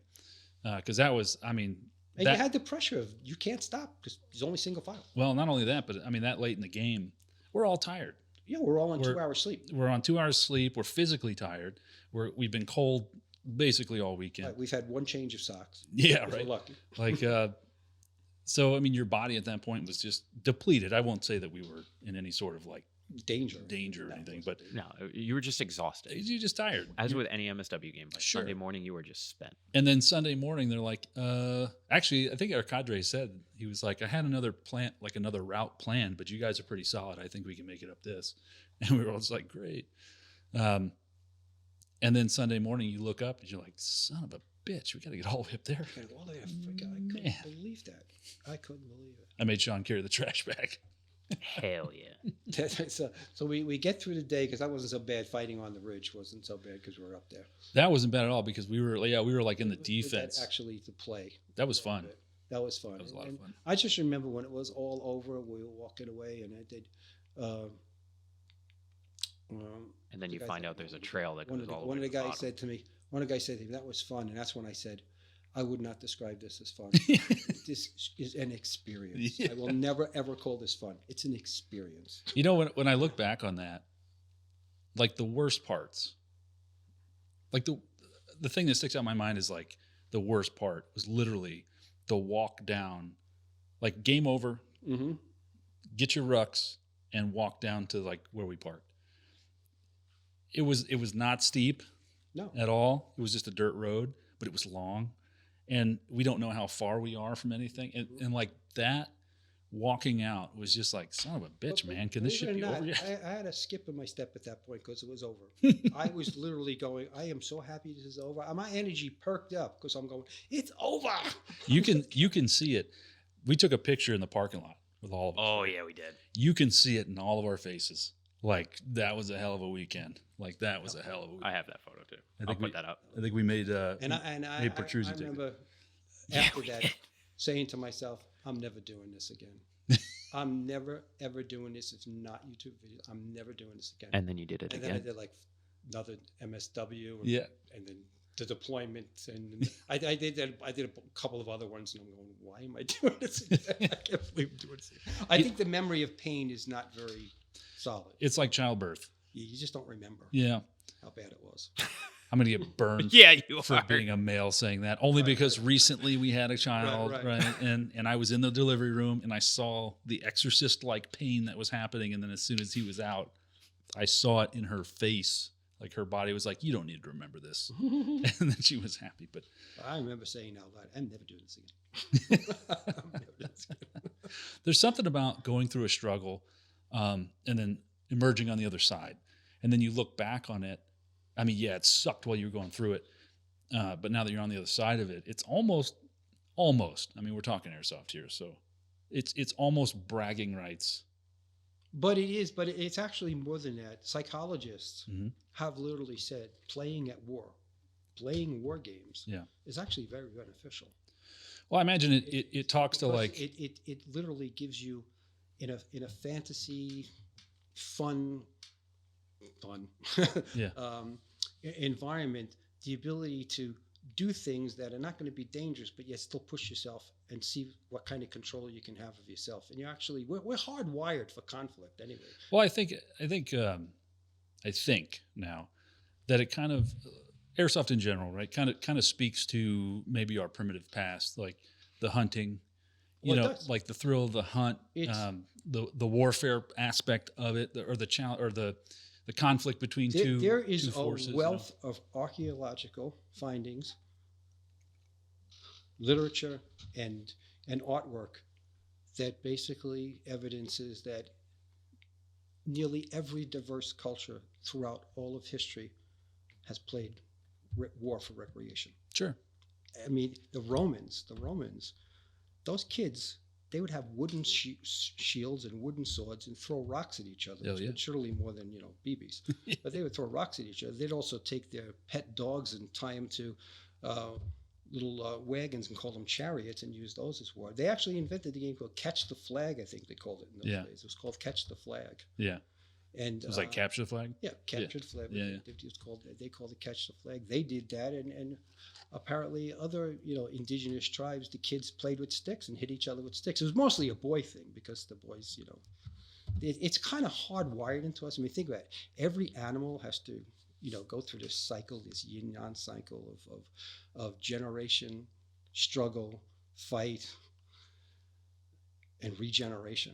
I mean, it's done over and over again, and we're hardwired to kind of want to practice those things. And this speaks to an innate desire. Airsoft does, and all these sports does too. Yeah. It speaks to this innate desire to be able to conquer something, overcome something. Yeah. So there is a deep wired satisfaction. It's in our genes to try to overcome things and to get satisfaction out of doing it, because you can then transfer it generally into everything else. Yeah. If you can do it in a game, you start to believe, because you are practicing that type of thought process and practicing that type of behavior, you actually start to transfer it into real life conflicts and real life struggles. And to be clear, we're not talking about war, right? No, we're talking about play. And, Yeah, and yeah. psychologists say playing at war is actually a very healthy thing yeah. for young boys to do. I guess what I'm saying is just so we don't get flamed in the comments, because Yeah. people are gonna be like, Airsoft's not like we No, fully understand that It's Airsoft is not It's like a real world. fantasy. We know it's imaginary. Yeah. We know it's supposed to be fun. We know it's not dangerous, but it still taps into that primitive need for power, control, conquest, and strategy from a psychological standpoint, physiological standpoint, emotional standpoint, and quite honestly, even a spiritual standpoint, because there's something very spiritual about connecting to nature and connecting to other human beings and learning how to cooperate, work as a team, Yeah. how to control your emotions, how not to get outraged, how to work together. So it really does tie into, it's a very actually healthy process. That's why it's so ubiquitous throughout all cultures and all of time. It's a natural process. It's a very organic, natural process. So what you're saying is that by owning and operating an airsoft field like Zulu 24, I'm actually helping You people. actually are. Touch grass. So wait, well, so can we? In more ways than you know, because we can touch on another way that you have no idea. So how so much you're helping. so doctors should write prescriptions to come out. It's very interesting you say that, because I'm going to tell you, That's actually, like the you're not theory too of you're not too just far go from out and touch grass. You're not too far from the truth, and you just made a good point about touching grass. Yeah. It's there's an aspect of Zulu 24 that continues to propel and move it towards long-term success.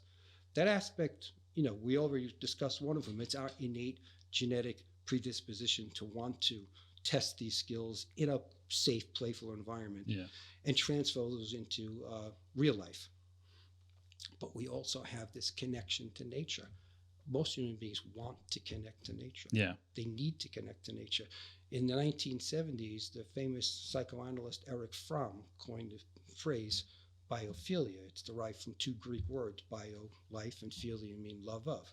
And he wrote extensively about how our connection to nature is needed for our mental health and our physical health. Yeah. But he wrote extensively how it's almost like nature is a psychotherapist. It gives us meaning and connection to other living things besides just human beings. Yeah. To the plants around us and the trees and so forth. But then I think, well, who's this guy? And then in the 1980s, like this other guy took it even farther. He was a biologist, and he said, if it's doing that for your psychology, what's it doing for the body? Yeah. And he did all kinds of experiments showing that being in the forest, and this is what's cool about Zulu 24. Zulu 24 is not an indoor field. No. It's an outdoor field. Yeah. Even though it has a outdoor store that's indoor. Yeah. That's outdoor. Well, that's Zulu. That's beyond the scope of this podcast. Well, they're a sponsor. They're a sponsor. That's Right. But you actually, it is a proven fact. There's a number of biologists who did these studies. There's a guy named Roger Ulrich who was a architect in the 70s. He was an eco-architect. He did studies showing that sick patients in a hospital, if they had trees out their window, they needed less painkillers and they healed much faster. Really? And then other biologists did similar studies, finding that taking patients for walks in the woods or walks in the park would actually increase their immune systems, but physically does. And I'll tell you why in a second. So as an architect, he became a very famous architect. This guy, Roger Ulrich, he's been written up in so many places. I think that was his name. He has designed all kinds of buildings and structures, why you have arboreums and why you have plant life all around you. So Zulu 24 has in common what the largest companies in the world are capitalizing on. Headquarters like Microsoft, headquarters like Amazon, Facebook, they all take into account what plant life does for the well-being, physical and mental well-being of their workers. And so Zulu 24 is a place where you actually kind of get, in a way, a forest vaccine, so to speak. No, there's a concept. Well, he's not wrong, because like for context, my brother used to work for Pixar, and at their San Francisco-based office, they had playgrounds for adults. Yes. They had giant cereal machines that you could go just on your break and have a bowl of cereal, sit in a chair, but also at the same time, they were told that whenever they want to, go outside and play. Because even though they were an adult, they wanted them to act like a child and exercise like a child because it helped create the movies. So they were just allowed to go outside and play on swings whenever they wanted to, or go on a slide and stuff like that. And it was right in the Pixar headquarters at San Francisco. Yes. I'm just thrilled that Zulu 24 is in the same sentence as Google And Microsoft. Microsoft and Nobody's Well, not it is. wrong. I mean, and It really the interesting falls thing onto the about touch grass theory. the Japanese, the way they picked up on the guns, because they could be with the toy guns. The Japanese have actually a term for it. It's called Shinrin Roku. It's called forest bathing. Yeah. Where doctors actually take patients into the woods for a day or two. Yeah. To bathe in the forest. Now, why? It's been determined through many, many studies that the forest, particularly trees, but the trees, the shrubs, the roots, the fungus, the moss, everything, give off a massive amount of biomedical chemicals. Yeah. Terpenes, for example. Terpenes, which are responsible for the smell, the taste, the color. These are actually communication molecules. They're immune-enhancing molecules. And they've done studies showing you spend one day in the forest, and like it or not, Zulu is like a forest. Kind of, yeah. It kind of is. It's got a lot of trees. Yeah, it's a little bit. No, it's got trees. But we're talking about a lot of Yeah, different but there's a trees. difference a lot between of trees and a forest. Bob grew up in Brooklyn, all right? That's I grew up in Brooklyn. This is a forest to me. If there's more than 3 trees, but I'll that's tell a you what forest. led me to start looking into this. I used to, when I was playing Airsoft, I remember saying so many times, I'd be walking out to the field, to stage, and going, I can't tell you how many times I said this. Oh my God, I love this. And it was probably equally about where I was. Yeah. As to what I was about to do. I just loved the dirt under me, Yeah. the hills, the trees, the breathing. And it turns out that you're breathing all of these chemicals that actually modulate the immune system. For example, it's been shown that you take people in a forest, you put them in a wooded area. I'm not talking about forest. We're talking about wooded area, a heavily wooded area with a lot of trees. And they'll do blood tests. And DHEA is a chemical that the adrenal glands secrete that has heart protective qualities. And they find that DHA increases when you walk around in the woods. Now, they know that because they've done experiments. They say, okay, maybe it's just because they like what they're doing. No, so this guy, I think it was Avery, it was another guy, Clarence Avery, wrote extensively. He wrote a couple of books called The Biophilia Effect, And what he did was he did before and after blood tests. So he sent people, what do you like to do? I like shopping. He'd send them on a shopping trip. Yeah. Or I like reading books. Or send them reading. Or I like playing this game. And then he compared them to the people in the forest. Their blood levels of DHEA did not change. Yeah. The people walking in the woods did. And they found that one day in the woods, you can get, on average, an increase of 40% in killer T cells. That'll last about 3 days. 2 days in the woods, you can last up to 30 days. And 3 days in the woods is a Milsim West. Is a Milsim West. So you go to a Milsim West, you're increasing your killer T cells, which kill viruses, which kill cancer, which kill a lot of things in the body that are detrimental. You got up to 30 days or more of increased killer T cell activity by as much as 40%. Yeah. So yes, Zulu 24 is very therapeutic. The field itself is very therapeutic. The grounds. The grounds themselves. So next time you hug the tree, you Touch some grass. hide behind. Touch some grass, man. No, because it's also you absorb these chemicals from touch and from breathing. And if you're running around, which we all run around in, you're taking massive amounts to the lungs. And these chemicals are getting into the lungs and they're going through the body and they're causing all kinds of regulation in the immune system and down regulation of stress hormones. Yeah. Not because of the activity, but because of the little connection you have, the biophilia, the connection you have to the life forms that you're dealing with. You know, it kind of makes sense, right? So people that, we'll just say, live in New York City, Right. what do they do when they're getting stressed out or burnt out? They go, if they want to take a drive into the woods. They leave the city. They That's leave right. the city and go. Oh, it depends on the person, but that's a popular one. Right? Me and my wife used to take drives. We lived in Brooklyn. We used to take drives every couple of weekends. We got to go out into the country. We just got to drive into the country. I mean, even Long Island. I mean, there's a lot of woods areas on Long Island too, so I imagine a lot of people go there as well. But I mean, I get it because, like, prime example being the amount of time I spend outdoors versus my stress level. The more time I spend outside, the better I feel. yeah, And that might just be a personal thing, but No, it's not a personal disease. See, in 1984, this Professor Roger Aldrich, he was actually an architect yeah, that got into figuring out what kind of effect that plant life was having on people who worked in buildings with and without plant life. He's one of the most cited and influential evidence-based healthcare design architects in the world. yeah, He's a very famous guy, actually. And a lot of hospitals, unfortunately, hospitals in this country don't pay attention to that. They Yeah. want everything sterile. You can't have any plants. yeah, And they've also found that, believe it or not, this guy Clarence Avery, he was an Austrian biologist who wrote extensively about this stuff and did massive amounts of research. I mean, he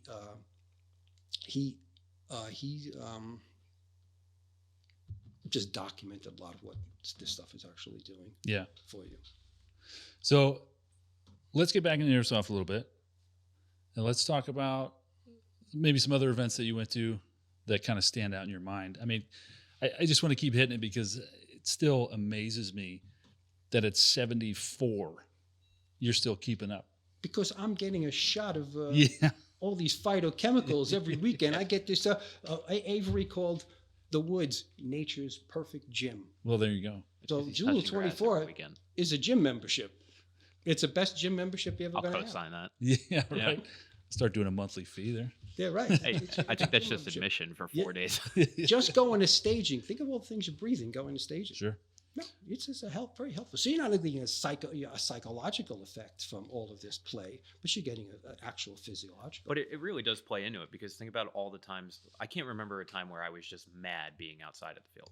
Mm-hmm. Like you have your moments where like you get mad over a player or you get mad because of something that happened during a game. But generally 99% of the time you're outside, whether it be at the field, in Sure. the staging area playing. Yes. You're just happy. There's no reason to be mad. You're outside. You're having fun. Oh, I don't know, man. I've seen much. I've seen some anger. Well, you're supposed to be able to control your anger because of the game. Yeah. Think about The game is supposed think to about all the control times we're just anger. hanging out. Yeah. Have you ever just been mad sitting outside on the patio in front of the shop? Oh, yeah. Okay. Yeah. See, what, Never mind. In about when I was thinking- from about October till January 1st. Yeah. Excluding that. Yeah, I've been mad at it Excluding outside. that. But, But, just one last word on that. You are literally bathing your mind, body, and soul when you go to Airsoft. You're taking So bubbles baths. I will say this, dude, and I don't know how much I attribute it to being outside or just chilling the F out. You know, when I first started playing Airsoft many, many years ago, I used to play with a buddy of mine named CJ, and I was that guy. I was the guy that just got out of the Marine Corps and was like, oh, yeah, war game looks the same, whatever. I was also the guy that was like, it was this guy. If this was a real gun, then, and then any number of things after that. And my buddy CJ pulled me aside. He's like, man, I like playing with you. You're tactically sound, right? But I hate playing with you because you're that guy. You're just that mad guy. And it took a lot of like self-reflection and then a lot of time just playing. And then I got to the point now where it's like, I'm chill. But Airsoft No. taught you that because you Well, met sure. people. Well, Because sure. one of the things the game does is it helps you socialize, and then you learn social behaviors from other people. Sure.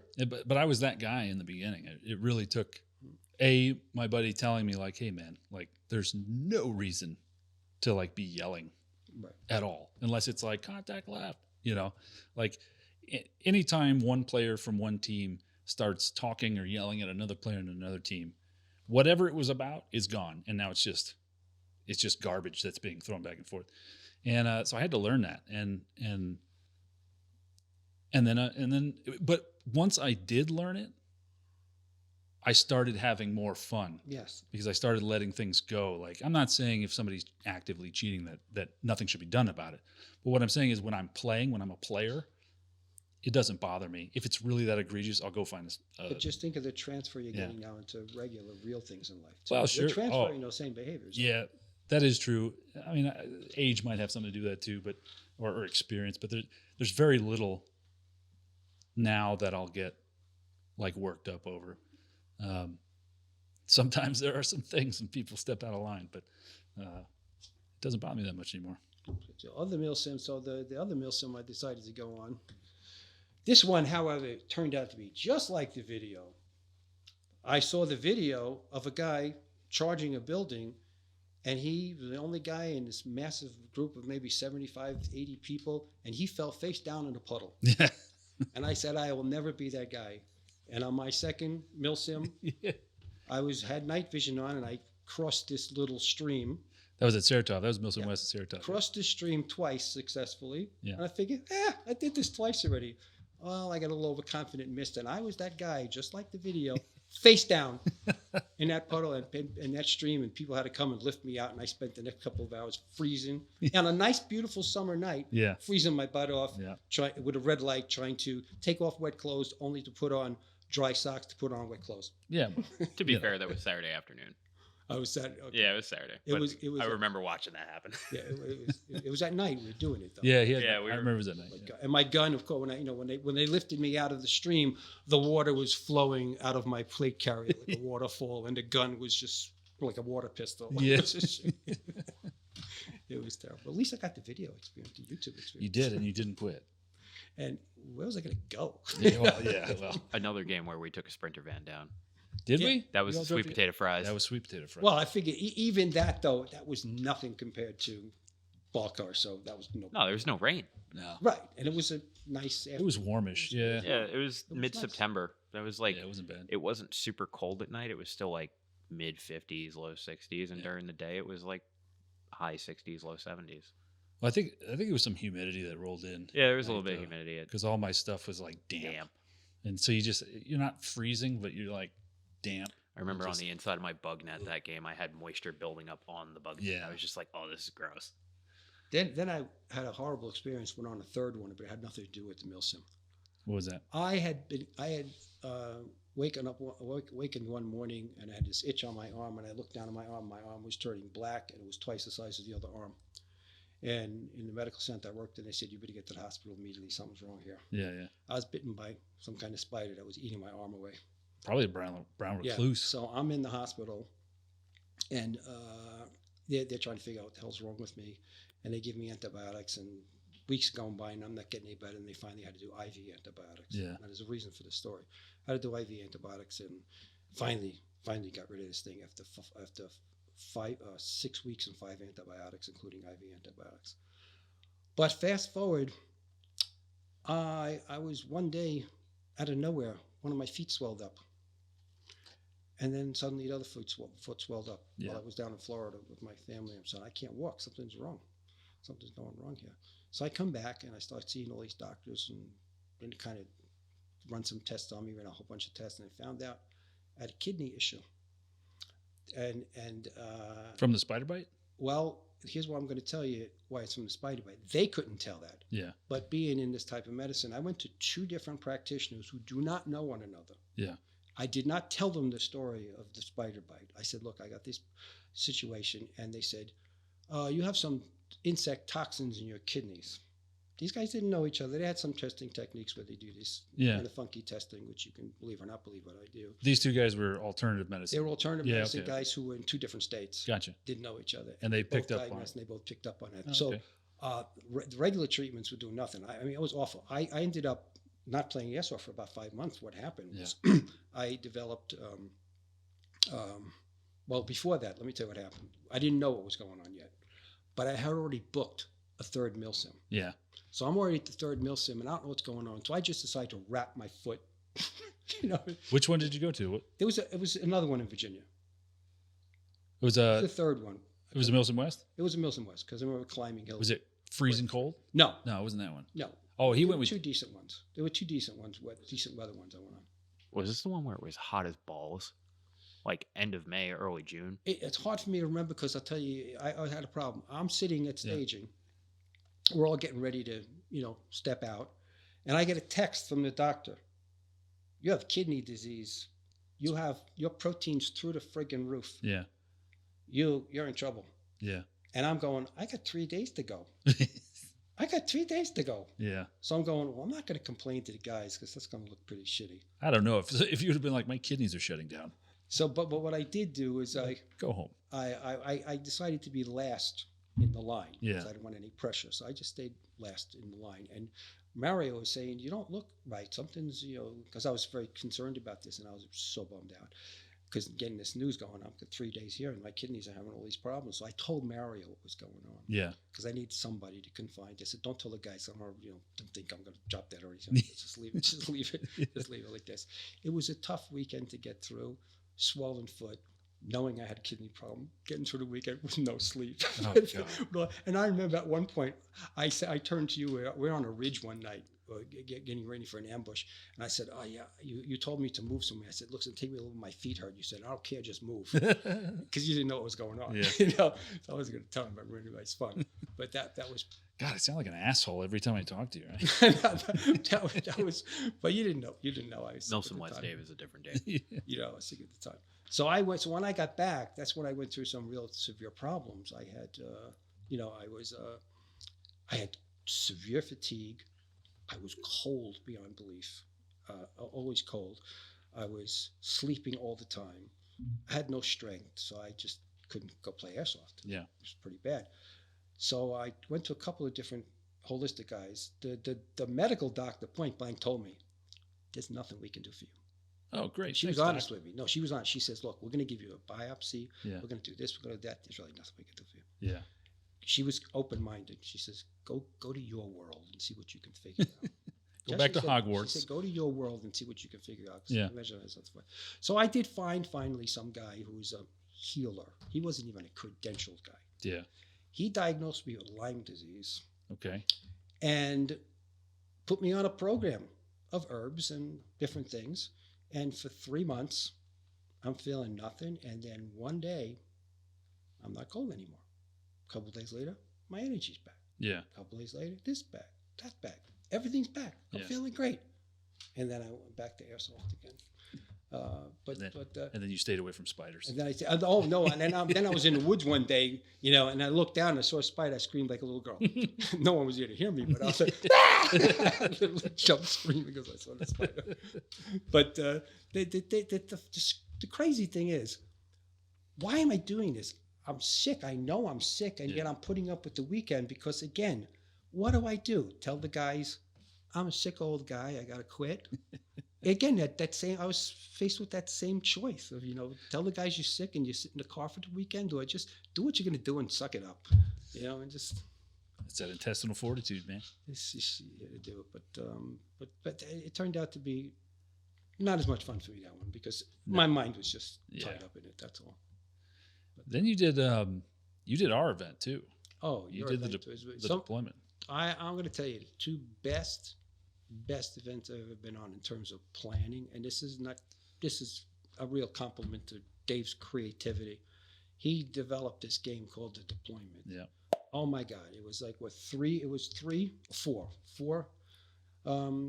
No, it was 3. It was Friday through Sunday. No, I meant the number of squads. There were. Oh, I think there were 4. There were Yeah. 4. 4 groups of 12. Four groups of 12. Yeah. And we were supposed to do 2 hours of patrol, 2 hours of quick response, Yeah. 2 hours of guard duty, and 2 hours of sleep. Yeah. The first night, one of the teams quit. Yeah, like a whole Group of them quit. So now, that's after the first night. Now we're left for the next 2 days. The 2 hours sleep had to go. Well, it's like your QRF. You had to, when you were QRF, you had to incorporate your sleep into there. Well, you couldn't. Yeah. Because you were called out. So Yeah. now it was just 2 hours of patrol, 2 hours of QRF. And he wrote the ops so well. We were going out to get wounded who were ambushed in Jeeps and gurneys. Yeah. We were taking people on gurneys, lifting bodies and putting them on gurneys and putting them with the trucks. It was so cool. Yeah. It was so realistic. And we had a town. The town was filled with men. It was populated. We had a bunch of role players. For everything that was to go right went right. It was. But the guard duty you pulled was god awful because it was the summer, I believe. Yeah. And the bugs were eating you alive. And you sat in those towers. He had built towers. Yeah. He literally sat in towers. Yeah. With the bugs just eating you all night long. And those 2 hour guard duties, just like the first Milsim, eating you alive. And the bug spray did nothing for you. No, they didn't care about the bug spray that night. Those nights. They didn't care about the bug. And you're on no sleep because you're just in these 3 rotations going. I'm not sleeping. I don't need to sleep here. And Dave, of course, had a surprise for us. Oh man! So obviously, I'm running the entire event, and so I know the timeline, and a couple people also know the timelines. And so I'm looking at my watch, and the bad guys are supposed to attack the firm base at like 03, right? Like a massive, everybody, all hands on deck, attack, right? And so I'm sitting there, I'm awake. I literally did not sleep that entire event because I wanted to make sure everything was going right. And Nick was sleeping in a chair. He was like sitting in the chair with his legs crossed. I mean, he looked like a statue, just sleeping. And so I woke him up, and Nick looks at me, and I'm like, hey, I'm trying not to yell because people are around. I'm like, hey, they're about to attack. And he looks at me and he goes, what? And I was like, they're about to attack. And he's like, what? Like, it was like I had a big green dildo strapped to my head. And he was just like he was still waking up. And then finally, after the third time, he was like, oh, yeah. I was like, damn, dude, you were asleep. Right about that time, I hear Bob, and he's up in the tower. I'm on overtime. Oh, I'm beyond my 2 hours because nobody's coming to relieve me, and I'm about 75% eaten by bugs at this point. I'm not sleeping, and someone hears a big crash. It was my helmet fell on the ground, and then my gun fell on the ground. So you're hearing these crashes. It wasn't me falling; it was things falling because I couldn't hold them anymore. So I hear Bob grumbling, right? Because he hasn't been relieved. His squad, the rest of his squad's all passed out here. Right. The next squad should have sent somebody to relieve. And nobody sent up for him. I'm sitting there putting up with this. Yeah. So then Bob's like, all right, forget this. And then I said, I'm done. Yeah. I'm not doing this. I'm overtime here. I'm into a second. I'm finished. And as I'm stepping down the stairs, going to lay down, I'm too exhausted to have it register, but I see this little smile on Dave's face. It didn't register until a few minutes later. Well, so they were supposed to attack at 03, right? And we were running a little late. Well, but it was like, when Bob came down, it was like 2:50. Yeah, we were running late because my entire cell overslept. Yeah. I was woken up at 2:50 to Hoffman poking me in the face going, hey, dumbass, we were supposed to be up 20 minutes ago. Get up. And I'm like, oh, shit.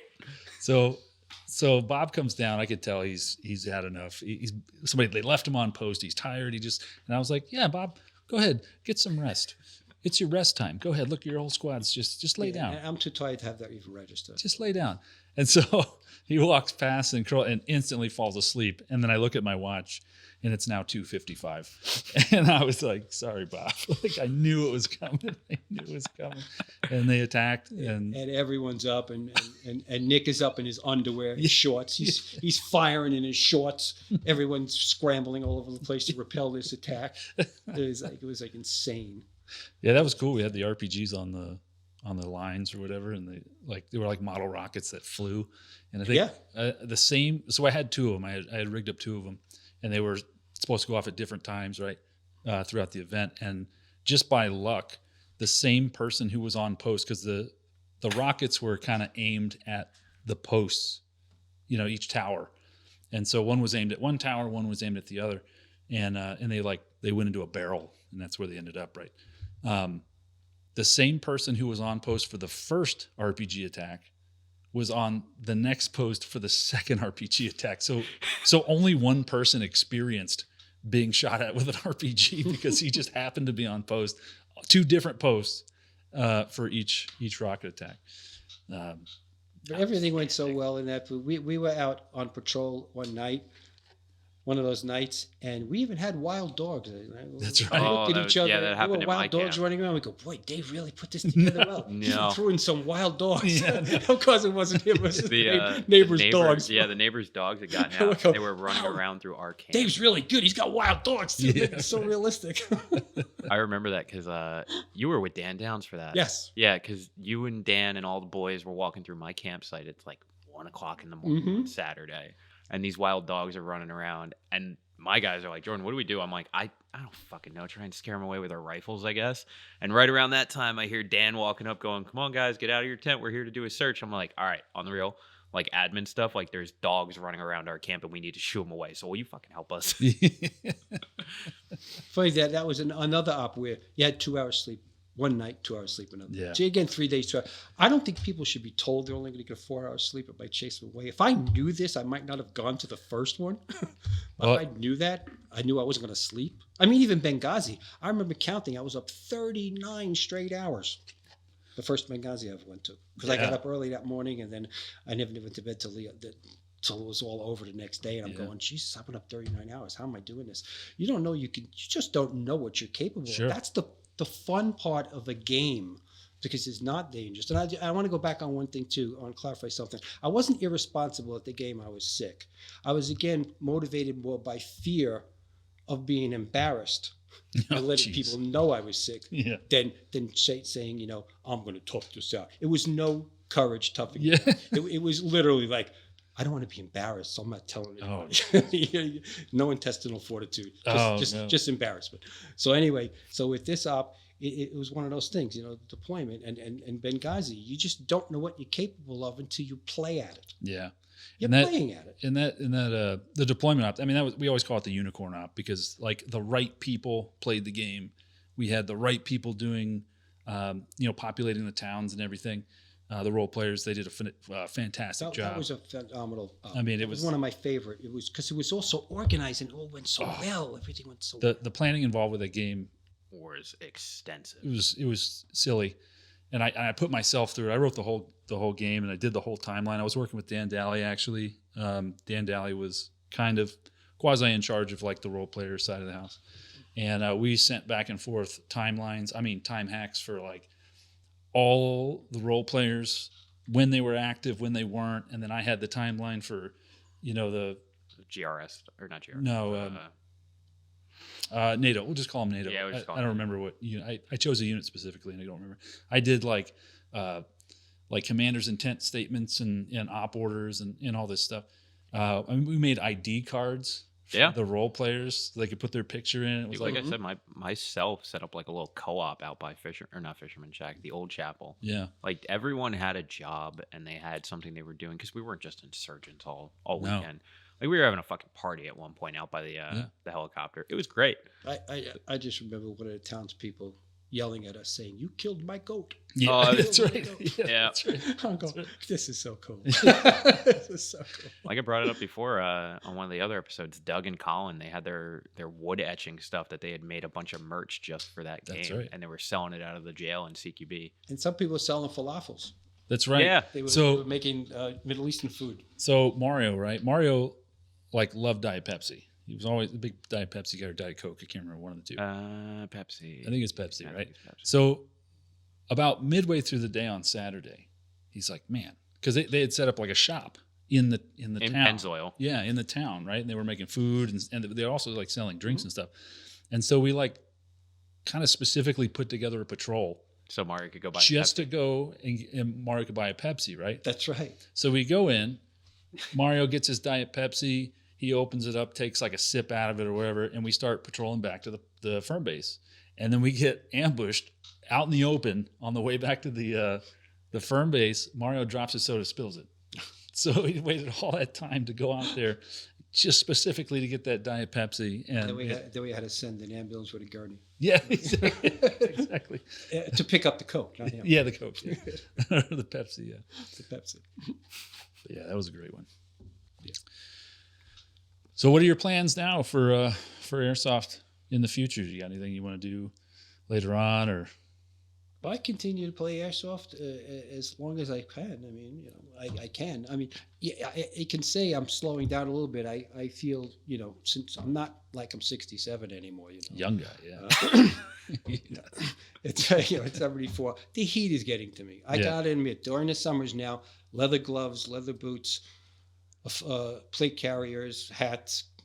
But we gotta get you a chest rig. That's starting Yeah, to get. That's starting to get to me in the summer now. I'm going, gee, I can't take the heat the way I used to. I used to just put up with it. Yeah. But now it's like, what am I doing to my body? Forcing myself to do this on 95-degree weather.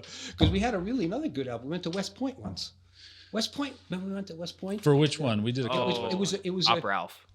Oh, Ralph. Oh, that's right. That's right. was That's a right. Fun out. We had a shoot house and everything. That was hot. That, yeah. That was 95 degrees Yeah. at 5 o'clock when I checked the car. When we came back, I'm going, what the hell? No wonder we were dying all Yeah, day. We were so hot that day. Yeah, that event was rough. I mean, luckily we were kind of on the Difficult. I guess the insurgent side, so we didn't have to wear too much. I just wore like a chest rig and a backpack. But that was a hot day. that was extremely hot. And, And the tunnels. They had tunnels there. that's right. The tunnels were very strange. Yeah. That's You had to crouch down, and you couldn't crawl into tunnels because there were puddles in Yeah. the tunnels. So you had to crouch down, which is very difficult. And then Dave had the bright idea of when an enemy went in the tunnels to drop some grenades to the top. Oh yeah. And Many grenades to many the top, grenades. and boy, the noise in there! I did not want to be those guys in there. Yeah. Your ears were blown out. Yeah. Yeah, Oh, yeah. I drew the short straw for that one. I had to ref that day. Yeah, Well, it sucked to suck. Yeah, it was did. a- Yeah. That was. It was good. It was fun. That op was fun. It was put on by the West Point Airsoft Club, which I don't think they have anymore. But it was kind of like, I don't know.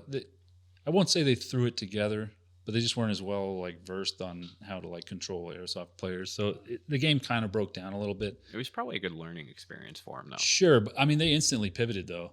They did a great job. Like all the missions that they had written out, A, weren't that hard. B, we accomplished very quickly. So essentially the game was over. There was nothing left to do.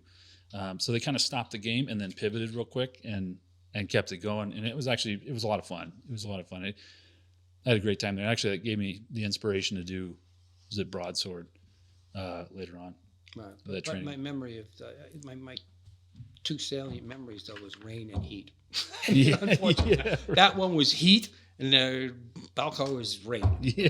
Those memories are at the top, and then all the good memories. Yeah. But those are the top memories. It's, Hey man, you got anything else?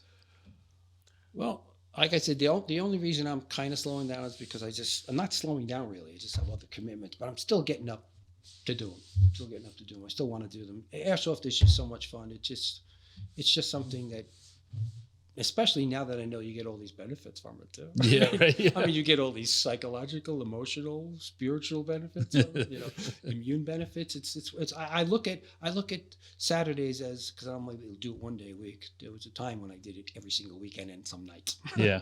But it's like, oh, I have to go out today because this is my little forest vaccine. Yeah, there you go. Shot, and I'm getting all around. It's your, And your you know vision what, quest. to show you how what I think airsoft has really done for me, and I'm sure it does it for other people too.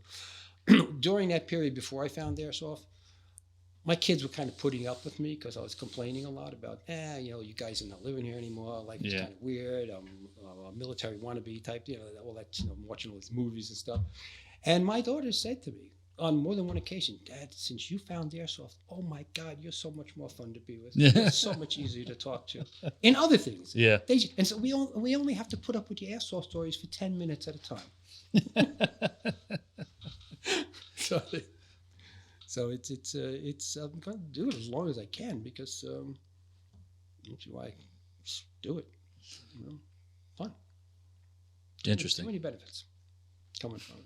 Touch grass. Touch. Touch grass. That's right. Touch grass gives a whole new meaning to tree hugger. Yeah, right. Next time you crouch behind a tree, just touch those little bushes in front of you. They're your friends. Make sure it's not poison ivy. Yeah. They just make sure it's not poison ivy. Yeah. They're your buddies. Yeah, poison ivy's not your friend. No. It's It hates you. So, poison ivy wants to give you that mean rash. yeah. Yeah, I know. Well, all right, Bob. That's probably going to... I wrote one conclusive statement Let's that hear I it. wanted to write. And the Let's hear your conclusive statement in is, conclusion via in Bob. conclusion, your typical airsoft player, and especially the people like all of you who do and put this together in the industry, and the Zulu 24 field itself, play an important role in the preservation of healthy, safe, and civil society. In the context of a game of playing at war, you're ensuring that we don't create a generation of soft, unhealthy men that will inevitably lead to hard times. What's the old saying? Good Good times create weak men. Weak men create hard times. Hard times creates strong men. Yeah. And you're breaking that cycle. I guess. I don't know. And strong men create good times. Yeah. Mhm. So, But can we get that written out as like a Google review or like Yelp? yeah, right. Yeah. Yeah. I know, Hey, can we right? get that one on Google or Yelp or I don't know, Facebook? All right, Bob. It's been a pleasure having you on. I wanted to have you on, A, because you're 74, still running around putting 24-year-olds to shame, but B, because every time we talk, you've got some crazy, interesting story from your life, and I feel like you need to be spotlighted on that, and I think we've done a pretty good job here Yeah, tonight. it's been a good one. Well, I appreciate it. Yeah. It's been a lot of fun. I didn't expect. When I first came here, I said, "What are we going to even talk about? Who's going to be interested in what I have to do?" Bro, it's been 3 hours. and I have to commend the staff here. I mean, Dave's an amazing, moderator here, and we have Jordan back there just filling little needed gaps, looking little things up on Airsoft, Yeah, he's our validating. fact catching us checker. if we're- Yeah, Jamie we're at home. wrong with facts, and make sure we don't put our foots in our mouth too many times. I Exactly. mean, So Nah, if you do, I just cut it out. this has been a much more pleasant experience than I thought it was going to be. geez, Bob, what'd you think? We're going to come here and roast the shit out of you? At one point, I said, "This is setup. This is setup." Paranoid. Yeah. This is setup. They're going to make fun of me. Yeah. Because they know what I do for a living. They're going to make fun of me. They think I'm this, fairy dust guy. Yeah. If I let you do it on me, I'm not going to make fun of you for something when I literally let you stick needles in my shoulder. No, I think there's a place for everything in this world, and you fit that niche there of the. It's an interesting concept, though, because, like, we have Bob. How old are you again? 74. 74. Literally, the minimum age to play is 12. Yeah. Like, and I'm not doing that to make it sound creepy, but, like, we have 12-year-olds running around that have no idea what they're getting themselves into, and we have Bob. And then we have everything in between. So you get two, like, crazy ends of the spectrum just from having him at the field. Well, there were two other guys. One day we were playing together, Adrian and Sean. And Sean. And when we added up our age, I said, "We're going to call ourselves the 300." Oh. Because when you combine our range, we're on far too. Yeah. That's fair. Which also, Adrian and Tom would be a good guess. Yeah, we'd have to subtitle Adrian. I'd be fine. Yeah. It'd be fine. But anyway, Bob, it's been a pleasure. I'm glad you stopped by. Well, it was fun. It was actually fun coming here. Good. I'm glad. Yeah. And we'll see you at the field Yeah, Yeah, we'll see you this tomorrow. tomorrow. week. Yeah, tomorrow. All right. All right. Touch grass.